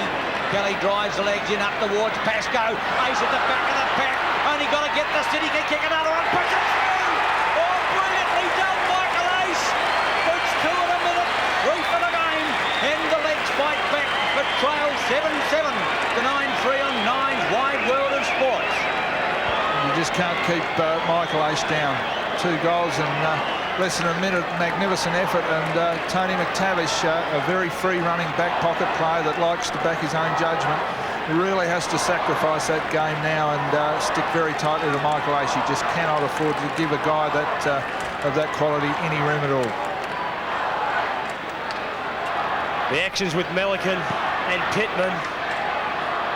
Melican again, he's had the edge on Pittman most of the day. Coming through strongly was Thomas off a half-back flank now. Bow, Jamison, Maynard. Francis will take him to ground. Play on was the call. He was touched off the boot. Jack Hilton called it just that, and there's the man in your screen himself. Pretty capable umpires, Jack Hilton and Laurie Argent. In ruck Melican. No result there. Jamison quickly to boot. Vandermeer playing in a back pocket on the Rovers now. Fumbles, but Armand mops up. His kick towards half forward. Oh, great take, Thompson. In front of Vizzer. He's come on the ground at half time. Thompson towards the half forward line. Big leap there by West, not successful. The bottom of the pack is Melican. Played extremely well, as Neville has told you, and the umpire will ball up on the half-forward line for the Bays. Even the mascots have got problem with the rain as the ball goes down on the half-forward line. McDermott can't. Kelly left it behind. Bartlett around. Chigwetton gives it back to Mansell. Caught on the left leg, puts it in high, up towards full forward. Warhurst only gets a sit. Oh, he's done a Michael Ace, but done it even better still. The booty's third, and the Bays have got number 10 on the board. And Glenelg really needed that goal to stop Norwood's momentum. Norwood had opened this quarter very well and looked like bridging that gap very quickly. And Craig Budrick always been a specialist around the goals, and very important player for Glenelg when he's fit. And it's good to see him back in the side and doing well for Glenelg. The challenges with Norwood. Can they come back? Glenelg up to everything they've thrown at them to date. Norwood with a rearranged side in this second half. Go forward through Stephen Harmon. One of their best. McTavish leads out. Ace to the ball. Ace just stills the ball brilliantly. On his left foot, he's got McIntosh and Storitsky. The latter takes it. Good strong tackle. Salisbury and McIntosh giving each other a hug and a kiss. And Storitsky on the ground, and he looks pretty sick. Yeah, I guess pretty unfortunate for Justin Srisky, but going for the mark, running the wrong way. Scotty Salisbury, as we've said earlier, doesn't deviate, and he kept going. Don't think it was particularly unfair, and he's going to cop a lot of criticism from the Norwood crowd. The boys out cold by the looks of it, and there's the stretcher. And Corns jumped out of the bench a second ago, and I think Graham possibly thought the tackle was fairly legitimate. It was just unfortunate that two players had their eyes on the ball and went in hard. Now, Cornsey obviously didn't like the fact that umpire Hilton has given 15 metres against Storitsky for what he thought was a legitimate tackle. Tell that to Storitsky, who's looking pretty seedy as a duck. Ryan Sando's out there just having a look and see if the boy's still with us. Ducker from 30 metres out, who's taken the free kick. It wasn't a free kick in actual fact, it was a mark, but the 15-metre penalty, he's taken that, and Norwood get their 8th goal, and Ducker boots his first. Yeah, I certainly agree that Stritsky earned the ball, but the 15-yard penalty I really can't understand. Salisbury took the player out as he took the mark. It wasn't after he'd actually taken the mark, and very hard to understand that decision, but great courage shown by Justin Srisky even going for that ball, and he is now leaving the ground, unfortunately, for Norwood. But just to make sure that he's all right, Brian Sando doesn't take any chances with concussion. Kelly out of the centre, smothered, backs up again, manages to get out. McDermott, great tackle from behind. Ducker at the half volley, stays over the top of it. Salisbury dispatches him. Kicking in danger, has got to be a chance. Out comes Thompson and Ducker. And Salisbury with the ball. That's all he cares about. That's all he wants.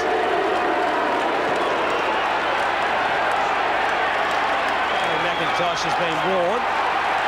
And things hotting up at Footy Park. 3 down the ground.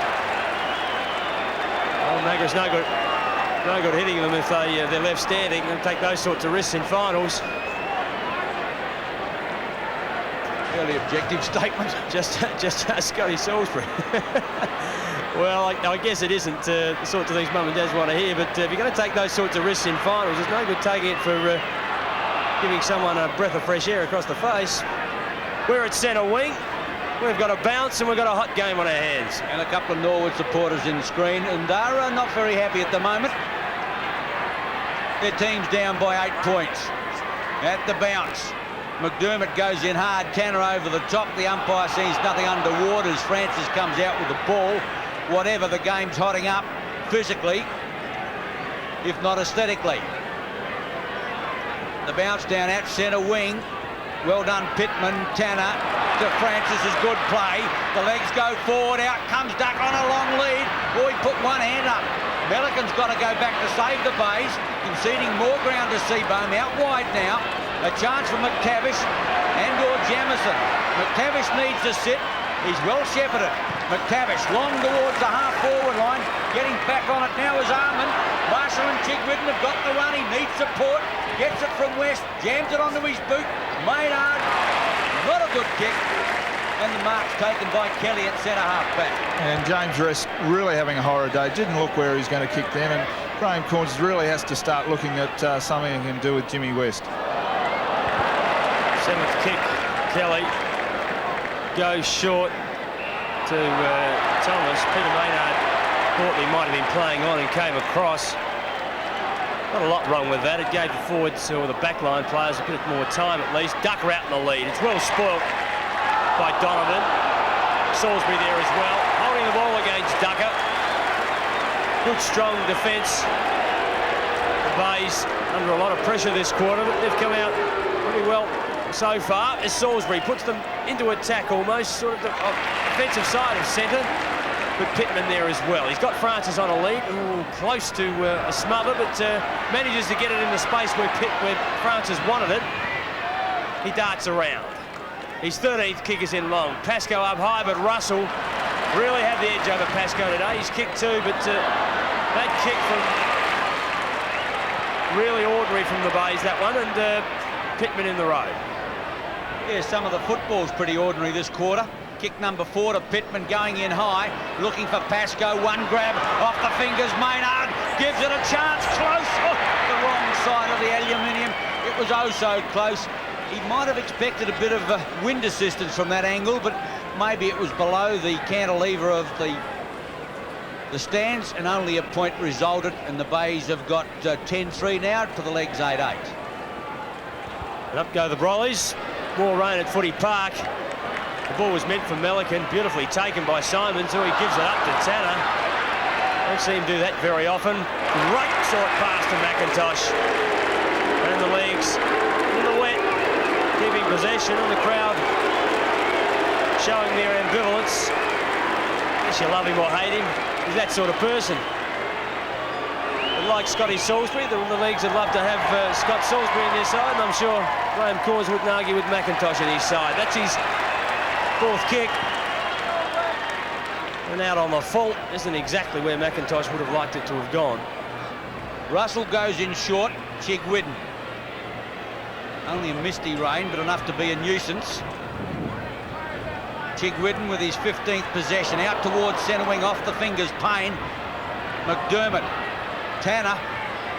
Marshall off the ground. In towards Butterick, he can't get there. Thomas back in defence. Thomas under pressure. Down he goes, called to play on. Bow a chance, gets it out McDermott. High in towards West. West is going to get the big cease. Can't get it down. Quickly now Maynard chips it out. Looking for Simons. Oh, brilliantly done, Ross. Running with the flight of the ball, showed a lot of courage. Gets it out to Kelly, and he'll relieve from the back line. Kicks long towards centre wing. Looking up there for Maynard. Giving up a free kick. Seabone not happy, but Maynard gets it at centre wing. He's got two Tanners, Grantley or Wayne. He goes to Grant Tanner. His kick towards Ducker. Melican there in the block hole. The crumb will go to Donovan. Russell gives him the option to run. McDermott again behind, way out in front. It's on behind play. The action's with McDermott, though. McDermott goes towards Bartlett. Kicks too long for him. Armand, being one of the best, to Kelly, who's improved his game from the first half, gives it to Tanner. To Vandermeer, he fumbles, but not under pressure. Recovers to half forward. Melican, Ducker, 2-3 grabs. Not a bad take. He would have been paid in dry weather, I'm sure, but in these conditions, Laurie Argent says good enough. Short to Pike is just so dangerous. Very little to gain in that kick, Neville. Probably gained 5 yards, but James Pike does love running down into the forward lines and does fancy himself as a good shot for goal. Well, he has to put it in long, and he'll have a shot. He'll put them within a point if he kicks it. This is his 6th kick. It'll go very, very close. It's a great kick. His first goal. The Red Legs 9 Fun 9's Wairona Sports. Yeah, James Pike went back and must admit looked very, very confident that he could kick that distance, and certainly didn't let the back line down. And the back line always like to feature in goals, and James Pike is an attacking halfback flanker, does love to have a run into the forward lines, and did very well on that occasion. We've certainly got a game on our hands now. Yes, Peter, a 1-point ball game in the mothball elimination final. Melican gets the benefit of the bounce, and the umpire sensibly recalls it. Umpire John Hilton, possibly the best bouncer of football in South Australia, certainly in senior ranks. Second time he's had to swallow his pride and rebounds the footy this afternoon. 571 games between the two umpires out there, plus 39 finals. They've had a bit of experience for sure. Pittman against Melican. Oh, Maynard got, not Maynard, McDermott got it high. He was going to get it to Marshall in any case, but McDermott now plays on quickly to the lead out wide. That's beautifully put on the lead. Oh, Maynard dropped it. Kelly can't. Yes, he can this time. Well done. Great tackle by Maynard. In comes Chigwidden. The tackling getting better now. Kelly back to Thomas, but he's out of play, and the ball will be put back in on the half-forward line of the Tigers, almost up to centre wing. Yes, and with this rain, the wind certainly picked up, and probably favouring Norwood's end by probably 4 or 5 goals. Yes, indeed, an advantage for the Tigers as they prepare for that last quarter. We've played 19 minutes of this third quarter. It's been a cruncher too. Peter Maynard with the ball. He's about 40 metres out and won his best into a breeze or across the face of the breeze. With his 14th kick, he put it in high. Pittman's there, Warhurst there, ball to ground. First player to it was Lester Ross, and that was a beautiful crumb in front of Mansell. Certainly was, and Graham Corns has made a move. He's got James West playing full forward now and shifted Craig Butterick out to centre-half forward. Warhurst puts it back into play towards Armand. Up there was Bow, off the fingers. Tanner did it well. He's got to go chase his own handball. Maynard's going to help. At centre wing, gets the handle well. Puts the legs into attack, up towards the lead of Ducker. Brilliantly done. Ducker coming into the play now. Out goes Pascoe. Needs the half volley. Sits it beautifully. Back to McIntosh. Oh, the handball is awful. McIntosh needs someone out wide. Oh, Vizor was there. Intercepted Francis. Francis 45 metres out. Gets round on the left leg. Kicks in long. Ace the seven. Beautifully done. And the legs hit the front. 10-8 to 10-4 on 9's wide world of sport. Norwood struggled a little bit there. The kick came into Pascoe from Ducker. A little bit short. Pascoe did pick it up beautifully at his handball. Missed McIntosh by a couple of yards, but Gary McIntosh recovered. Got out the handball, and Tony Francis, probably one of Norwood's best players today, on his left foot, kicked a magnificent goal. The legs back in front. Milligan gets the knock. Through strongly as Bartlett gives the ball over to Bow. His kick is rushed and forward. They set themselves. Kelly from behind against Maynard. Ball comes to ground. No free kick as he grabbed his head. Jamison handballs and gathers himself. Cook with the ball. And quite rightly, Jack Hilton says he couldn't get rid of it. Couldn't either. And Justin Storitsky has obviously been deemed to be quite lucid and with it, so he'll probably resume on the ground. Interesting to see who comes off. Tony Simons shows the ball to Grant Tanner. Picks it himself around the body, is good to Jamison. Jamison has McDermott short. He chooses to go a little bit longer than that. Bow sets himself. Out comes West, who's gone to full forward on Warhurst. The crummer is tight. Butterick, great tackle on Pike. No, very unlucky. Butterick has got the free kick for the push in the back, and Butterick did slip when he went to kick, and James Pike was unfortunate to just be executing a hip and shoulder, and did go into the back of Craig Butterick, but a very fortunate free kick. So, with the ball and a very important kick, Craig Butterick has kicked 3, 2 in the second, 1 in the third as Grant Tanner leaves the ground, allow Justin Storitsky back on, and Craig Butterick lines up for his fourth. To the Red Leagues. Relief, 1 point only. So Glenelg now 10-5-65. They trail the Red Leagues 10-8-68. Also to the legs relief that Storitsky's back on the ground. The 19-year-old beetles off for the footy towards centre wing. Maynard's out there, good pass. The legs into attack again, making a strong bid to remain in the competition in 1989. Now in this third quarter. Big leap there by Donovan. Not good on. Ducker through. Got the set. He's only got to pick it up. Heads towards goal, but the kick is well offline. I think he got off put by the fact that Michael Ace was running in tandem. He thought about a handball, then decided to kick himself and pulled it horribly. Well, Ace shouldn't have actually asked for the ball in that particular case. It was a mistake by Michael Ace. What he should have said was, you're clear, take your time, straighten up and kick a goal. Instead, he tried to draw the ball. The youngster did the right thing. He's confident. He was running at goal and he should have had a shot.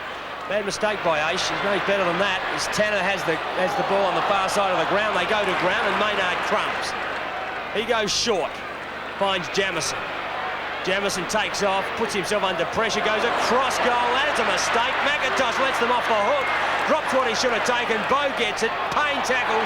McIntosh with an opportunity. He's ridden into the ground. Free kick to McIntosh. Centre field. He wants to get on with it. No leads. Off goes Ace. That's the way he'll go. First player there, Ducker. Ace from behind. Almost two grabs. Couldn't take it. Seabohm hit around the head. Probably should have got a free kick, but Laurie Argent well and truly behind the play, or in the position where he couldn't see it. He's never behind the play. Much too fit and experienced is he for that. 4 points the difference. 24 minutes into the second half. Still manager smile, does Laurie, as Pascoe puts his body in, gets it down. Bow smothered, but has another thump in towards Ross. Can't find it either. He's well up ground. Don't know what he's there. Gee, the bodies are going in hard now. In fact, they've been going in pretty hard all afternoon. And a particularly rough second quarter. And a couple of players may have been fortunate they weren't reported. 4 points the difference at the bounce. The legs in attack.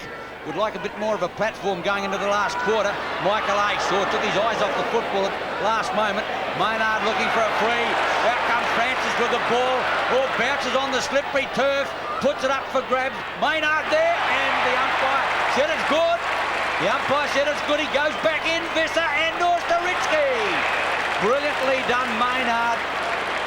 It's interesting to note he probably kicked that ball when he was through the goal line. I don't know whether or not you can do that. When he kicks the ball from there, you don't know whether in fact that he's across the line and therefore it is a point. But obviously the umpire doesn't think that way. And Staritsky from 25 metres out has a chance to kick the legs further clear. Kick number 7. And he has popped it through. His first goal. The legs 11-9 to the base 10-5 on Nine's Wide World of Sports. Great work by Norwood and beautiful shepherd by David Payne to allow Tony Francis to get a clear kick forward then. And part of the main reason for Norwood's lift in this quarter is their improved form of a couple of their key forwards in Mark Duck and Rodney Maynard. Both played very important roles in this quarter. So Glenelg now with the challenge. They're trailing by 10 points. Let's not forget they go home with at least a 3-goal breeze. Body's in tough. Because if you don't like it tough, you wouldn't be out there today, I can tell you. It's mean out there at the moment. It's serious cutthroat football. Both these finals hardened sides have been there before. They know what it's about. Amongst them, though, is a lot of new kids. And they're certainly getting great taste of finals footy. Bartlett, well done. Left foot. Jamison with an opportunity. Thomas will play him onto Simons. Simons lines up. He has one. Budrick goes to Shepherd. Pike. Budrick! What a player. Just opportunity written over his forehead, Craig Budrick. He was going to Shepherd. He then got front position. And amidst Pike and Warhurst, strong hands. He stick the last 4 May goals on Nine's Wide World of Sports. And he's made a tremendous difference up forward for Glenelg. Was taken off the ground during the first quarter, came back when John Fidge came off after he appeared to damage a driving muscle, and been a tremendous influence up forward for Glenelg in this quarter. Playing on the half-forward flank now for Glenelg with Jimmy West at full forward, but there's a danger anywhere in Glenelg's forward line. Back to 4 points. The legs in front. Almost 3/4 time in the elimination final. The moment of truth for both teams. At the bounce, Melican and Pittman. Pittman gets the tap away but finds Simons. Wanders his way through the pack. Tumbles one up towards the half-forward line. Chigwidden read it well. Here's a chance. Bartlett. Jamison puts it out. Chigwidden puts him under pressure. Great tackle. Warhurst gone for holding the ball. And I think Jamison's better option to have a shot from there, but he chose to look for Chigwidden in the pocket and missed out. Warhurst edges the ball back off. Michael Ace cannon into the back of, and he will take the free kick. Half-back flank. 28 minutes gone, and I would think about 2 minutes remaining in this quarter. Ace having a run on the ball by the looks of it. Short. He finds Ross. Not much upfield. He'll just put it in long. Pittman's there. Should take it. Doesn't. To ground. Thompson to Marshall was very good. The kick is high. Ace in front again. And Nigel Mansell really just should have gone for the punch. And Michael Ace appeared to grab for his toe there, and might support my theory that he's a little washed out. He's got cramp. He's down now with cramp. There's no doubt about that. That's his 16th kick, though. Seabohm on McIntosh in rugby style. Tries to demolish 5 or 6 men at the same time. And Ace, in your screen, cramped. Milbaum would have to be considering what to do with that. I think he's better off to leave Michael in the pocket at the moment, giving no circumstances. Visser in the back of Thompson. Should have been a free kick. Not so. Salisbury tries to get it up, pops it up to McDermott. And Chris McDermott, out in the full but touched on the way, means a throw-in. Yes, they're on the half-forward left flank. 29.5 minutes gone. Maynard against Melican, taps it down cleverly. McDermott, great smother. Melican again, this time it's Salisbury, who edges the ball back towards the centre wing spot. Bartlett's over there, with him is Mansell, and Armand makes sure the ball finishes out of play. Throw in at centre wing, only 4 points in it. Going to be a marvellous, or everything pointing to a marvellous last quarter. Bartlett up, comes out with a footy, nowhere to go as Ross claims him. Working hard there is McDermott at the bottom of the pack where he normally is, and the umpire will ball it back in again once more, and that is at centre wing. There's the siren to end the third quarter in this elimination final at Football Park. Norwood 11 goals, 9-75. They've won back the lead from the Bays, 11-5-71, and the action's on Nine's Wide World of Sports.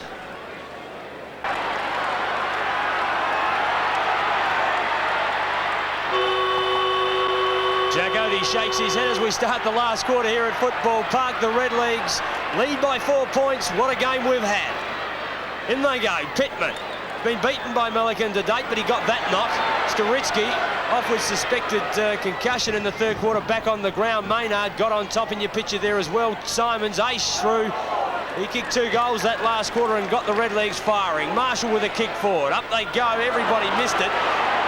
Budrick did, though. He's kicked the Bay's last 4 goals. He's been a star at half forward. Gives the run to Chigwitten, but Vandermeer well in defence, pushes the ball over the boundary line, and we'll have a throw in 30 seconds into the final quarter of this elimination final at Football Park. Once again, Vandermeer is a very deceptive player. He looks like he's running at half pace, but gee, he certainly covers the ground. At the throw-in, right forward pocket, Pittman. Ball goes down without the footy, and the umpire's going to give him a free kick. Pittman in the back pocket to ease the pressure, if he can get up. Lad's looking a little proppy, as was Michael Ace. Good to see him back on the turf. Suffered from cramp the latter part of that third quarter. Ace drives the ball back. Oh, Melican over the top. What a mark. The big fellow now, too far out to score, of course. Puts it up for grabs. Pittman is better, and his opposing ruckman. It's kick to kick at the moment in the elimination final. Pittman at centre half back. Oh, he's going out to the outer side to Michael Ace. Kick number 5 to Pittman. Budrick can't run him down. Gets rid of him. Umpire didn't see anything under Ward. Bow over the top of Payne towards the line. And Payne is quite happy to see it go out when there was really no hope of help from there. 11-9 plays 11-5. And we're into the final quarter for one of these two teams in 1989. McDermott takes it out of the ruck. Melican free kicked. He was shepherded by Pittman. Forward they go through Bartlett. Oh, my West! What a grab! Well, I'll echo Peter Carey's sentiments next to me. It's taken all day. Well, I think it's a fair comment. I was substantiated by saying I agree. What a grab. West make himself a hero with this kick. Great goal, West. His first in Glenelg's 12 on 9's Wide World of Sports. Thanks very much for that comment, Neville. But James West has had a horror day, a day he'd rather forget. Cornsey's put him back out to centre half forward. He's a great player, Jimmy West, and he is capable of playing great quarters, and obviously Cornsey's told him to go for it. What a magnificent mark and beautifully finished. I think the word is dobber, Peter. 12-5 plays 11-9 in the elimination final. The Bays 2 points in front. They go in hard centre field. Maynard has an airy. Back into the action again. Bartlett can't get it out. Staritsky can't. Looking for it's McDermott over the top. Pike, Marshall and Visser there. And the umpire will come in and ball it up marginally in the attacking division for the Bays. The lead has changed hands 7 times since the half-time, and it's turned into a classic contest. Up over the top, Bartlett can't. They stack up again, and the umpire will ball it up same spot. And Marshall and Maynard have set themselves up on the attack side of a lot of the scrimmages, and Norwood have failed to put players there, and they've taken the ball away many times as Ace tried to give it back to Armand a bit too cleverly for that player. And Jake Hilton bounce again. Well, the Bay's back in front, and there's a weary supporter with raincoat and hat on, drinking a bit of coffee. Maynard pushes it forward. Chigwitten over the top is very clever. Marshall gives it over to Jamison to McDermott. It's great football to Bays. Warhurst backs his judgment. Comes out. The bounce doesn't sit for Mansell. Warhurst saves the day to Payne. Payne to Vandermeer, and Tom Warhurst backed himself in for 30-yard run to get to that contest. He goes to Maynard. Well, Maynard got on top in that third quarter, and it's my opinion that if he can stay on top, that might just be the difference for the Red Leagues. Donovan against Ducker is good. Donovan wins out on a free kick, and he'll take it from half-back. Donovan relieves the pressure up towards the half-forward line in front. McDermott, another marvellous game. He was a little bit quiet in the early part of that third quarter. It's his 25th possession. No pressure put on him, puts it in long. Butterick's going to go over the top. Warhurst in front, and a solid mark by the unspectacular Norwood custodian. He'll come out wide to Michael Aish. Works hard for that one. Will clear his Tanner. If the ball lobs and sits for him, he's in business. Tanner. Simons can't raise. Out goes Maynard. He's covering an enormous amount of ground. Close to the line. McIntosh with a charge. Through the half-forward line he goes. Puts it up for Pascoe. Russell there. Pascoe over the top. In comes Visser. Pascoe towards Francis. Oh, he runs into trouble. He's got it. Back turned into the trouble. The kid didn't like it, but the free was there. Out of defence there. They drive off Pike. Got it clearly from Bow. Wasn't well put. And Pike now has a chance to move it on to Payne. Payne at centre wing.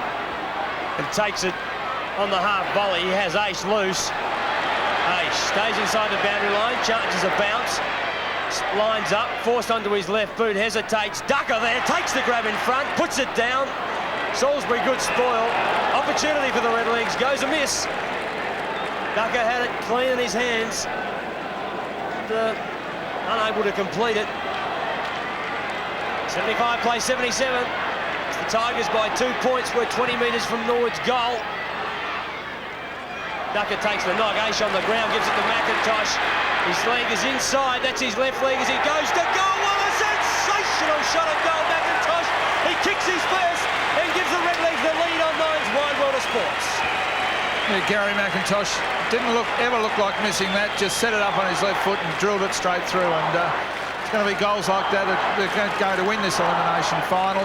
But it's also going to be some great defensive efforts. And we've seen in the last 2 or 3 minutes, 2 magnificent efforts by Tom Warhurst to commit himself from 30 yards away on one occasion, got to the player and contested, then took a very strong mark in the back lines under enormous pressure. Great effort. The Legs by 4 points. Melican against Pittman. Melican gets the tap away. In the centre bounce. Bartlett can't get it out. Pike likewise. Can the second time, but smothered. Maynard out towards centre wing. Bow through. Here's a chance now. Gets it out to West. Just too far for that player. Got a chance for the sit. West puts in a long one, coming back, but not enough. In fact, it's very close to out on the full. In fact, that's the way the umpire rules. Warhurst will go in short to Ritsky. Michael Ace there lifting himself in this last quarter, but Simons reads the ball better. Edged Ace underneath it and takes the mark too far out to score. He's going to put it up for grabs. In towards the forward line it goes. Big leap up there by Armour, not successful. Gets out Jamison. Chance Chigwidden, might go back to Bartlett. Hooks around the corner, does Chigwidden, and just manages a point, which makes the difference 3. Chigwidden has kicked 1 goal. He did that in the second quarter.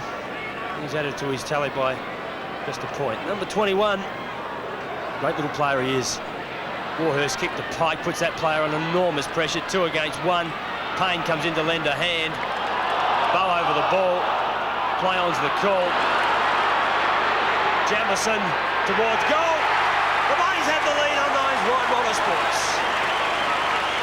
Yeah, very lucky on that occasion. Lyndon Bow took a long time to get the ball out from underneath him, and Norwood crowd here really cheering for holding the ball, and John Hilton let it go. Bow got the ball out, and brilliantly finished by Rod Jamison for a goal. What a shame it's going to be that it's the end of the road for one of these 2 teams. The game is worthy not of elimination final, but far further up the track, but it's not to be. It's mothballs for one team. At the bounce, Melican up again, out towards Doritsky, who's come back from concussion to play well in the final quarter. Now it's Ross. Great run down there by Mansell. Did it brilliantly. Doritsky butters up again in the double play. McIntosh, the umpire's seen a free kick. It's going back to Mansell. Centre wing, I didn't see what it was for. Peter Carey. Yeah, David Payne retarded his progress when he was chasing the Norwood player. Marshall puts it in towards full forward. West is going to get the lead. Yes! West, no, off the fingers. The umpire said off the fingers at West. It hit the aluminium for a point, and the Bays move now to a 4-point advantage. Thomas is by himself, just a trifle loose, will kick long. Goes towards Aish. He fights for front position against two and gets it.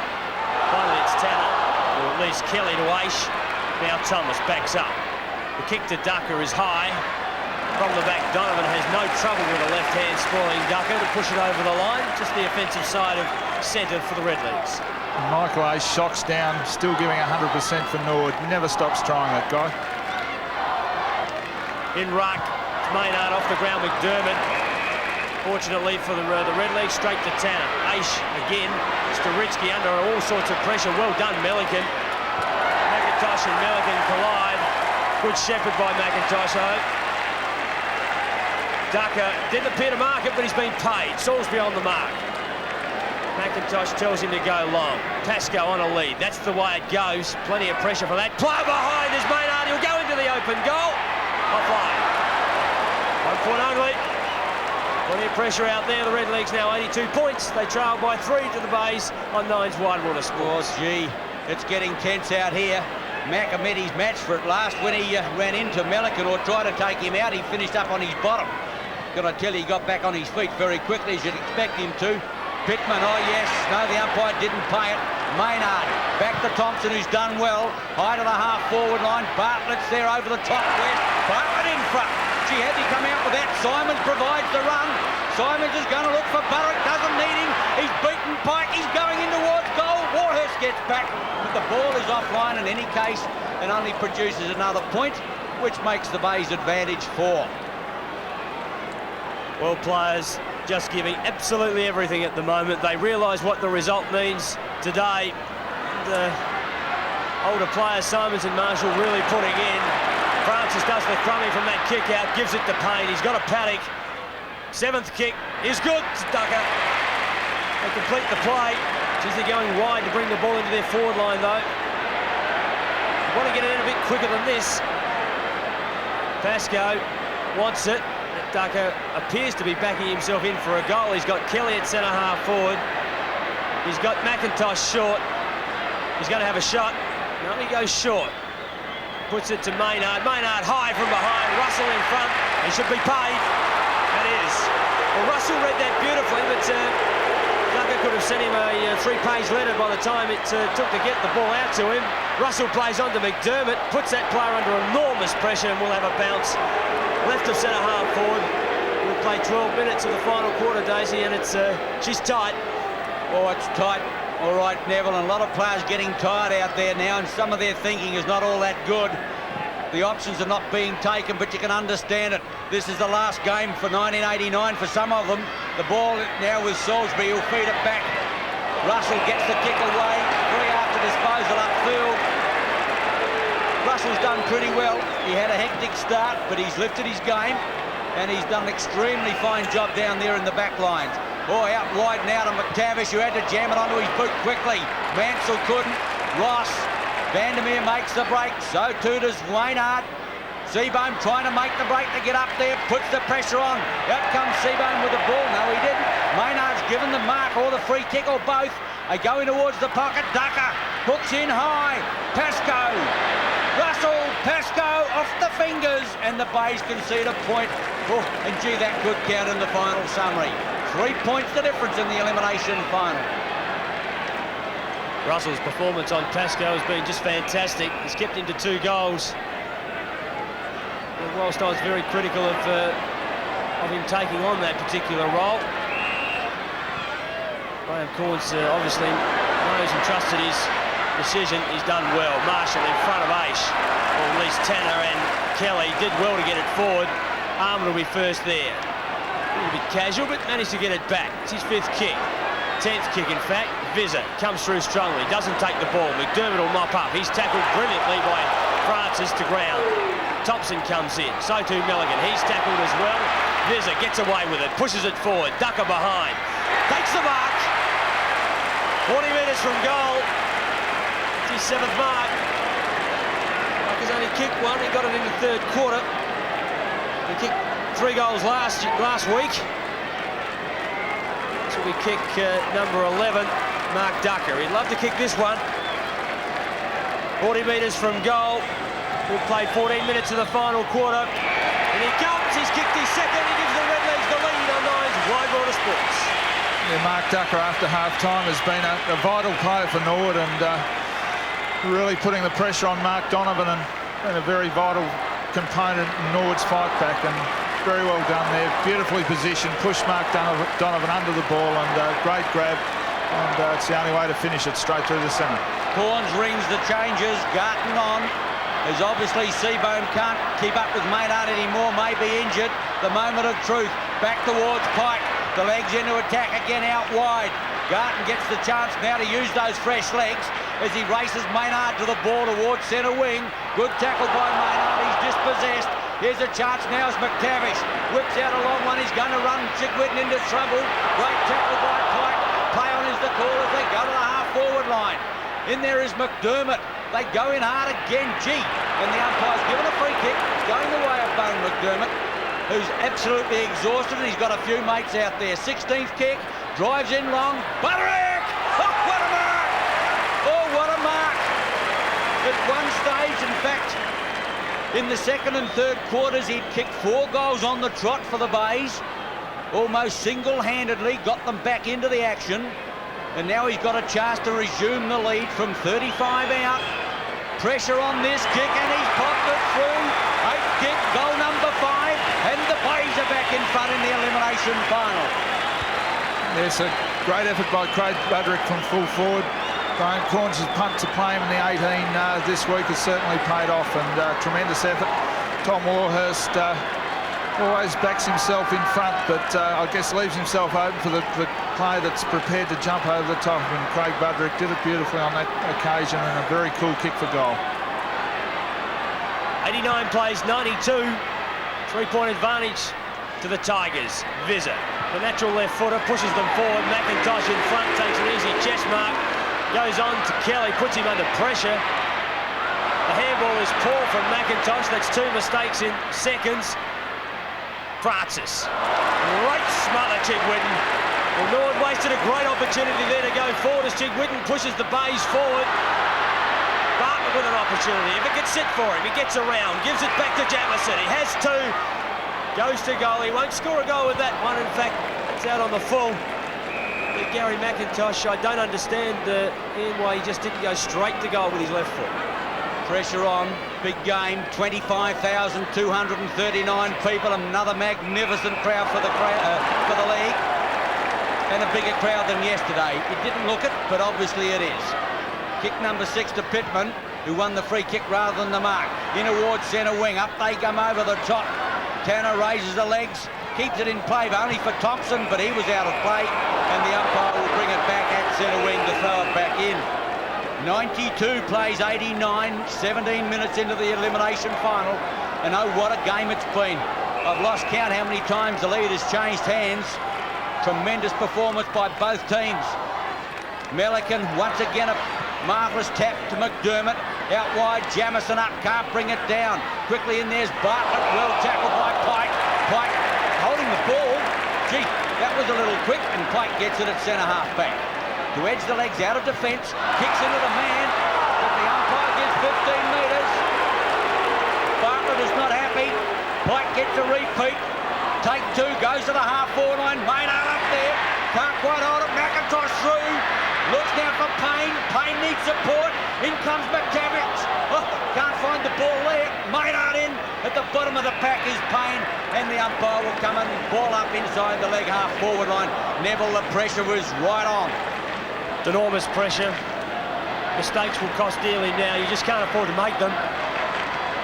Everything's got to be a winner from here. Glenelg have the advantage by 3 points. Bow to McTavish. Glenelg build forward. In the road will be Pittman. He goes on to Pike. Oh, Pike has Payne all by himself.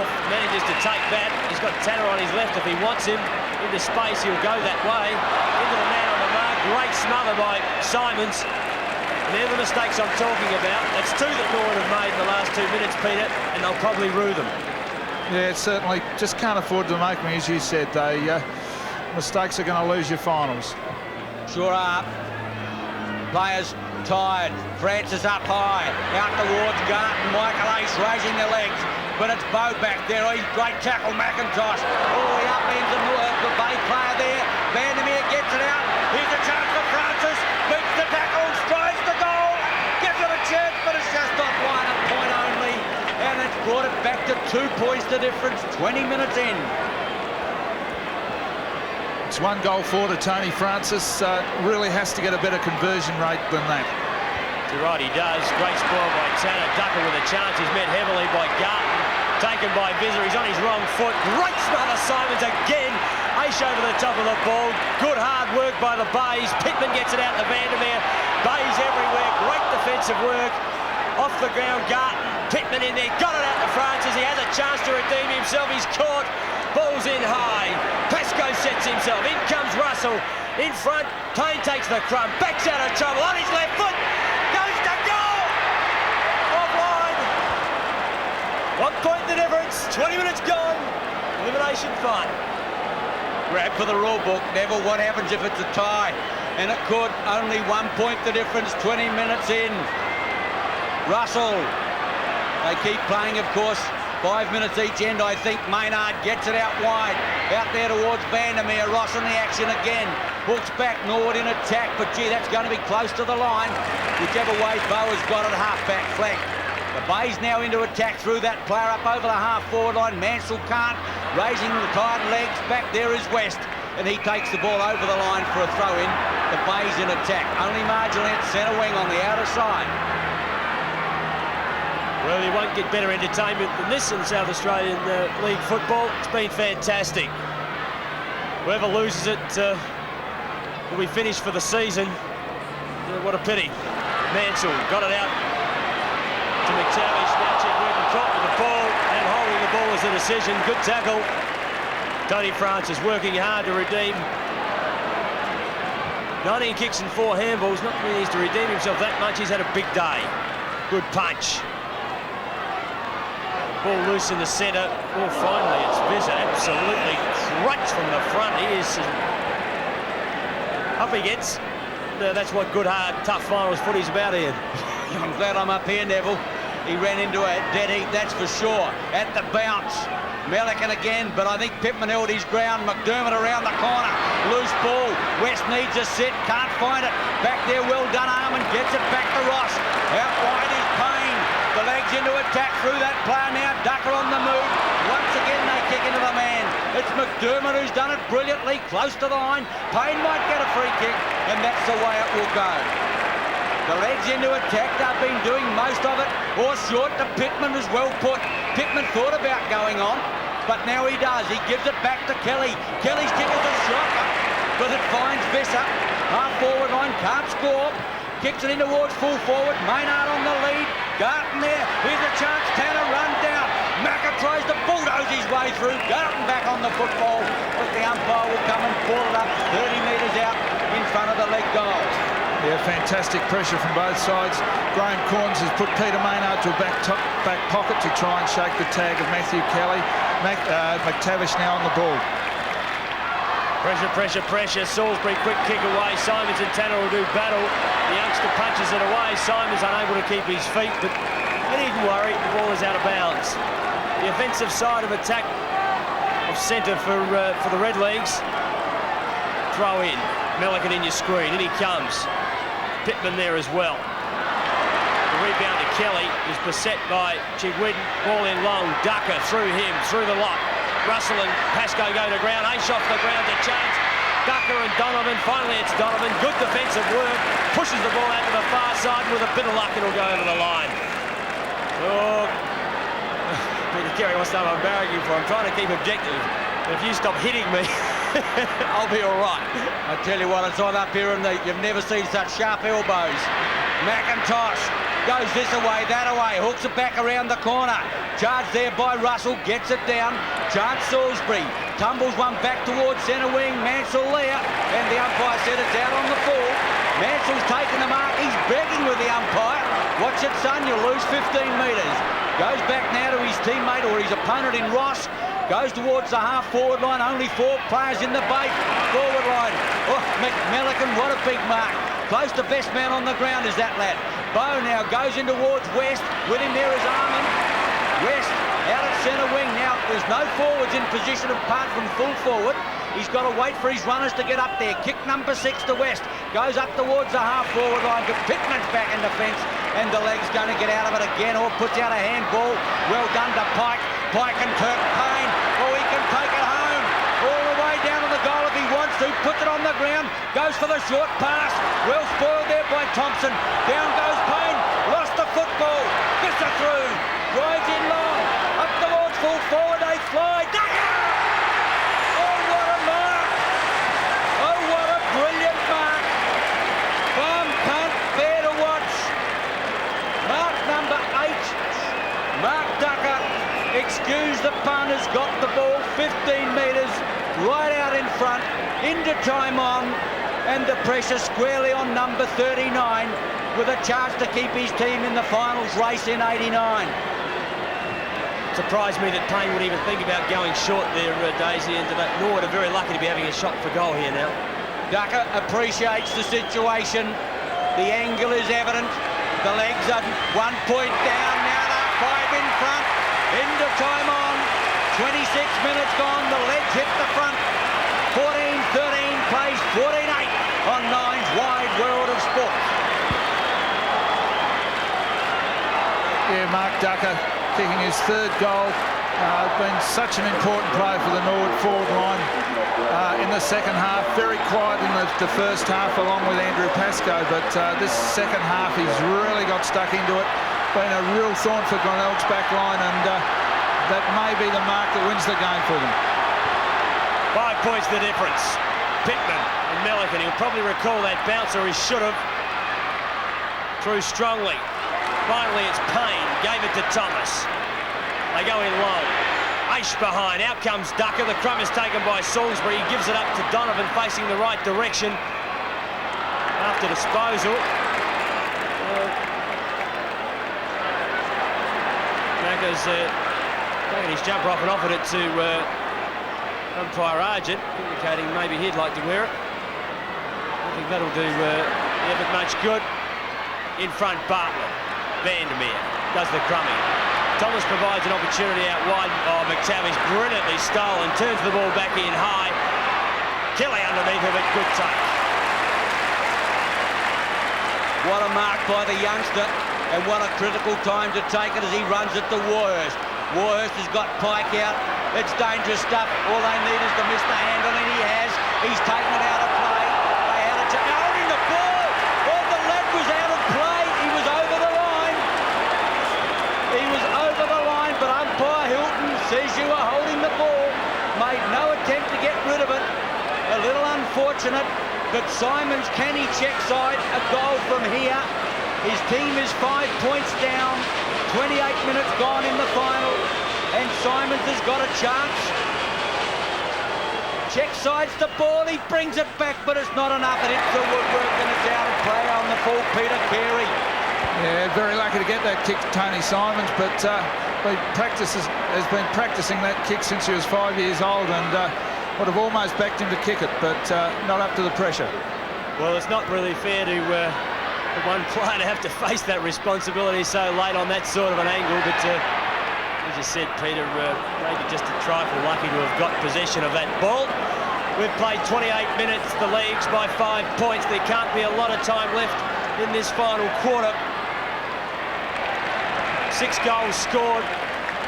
On our calculations, maybe 4 minutes, maximum 5 minutes time on, which would give us maybe another 60 seconds, 80 seconds of play. We're in the Glenelg forward line. Through strongly is Marshall. He's caught by Armand. The Bays have to score if they're going to win. Balm. You think he's giving that Wrigley's a thump? His heart would be going into 1 mile.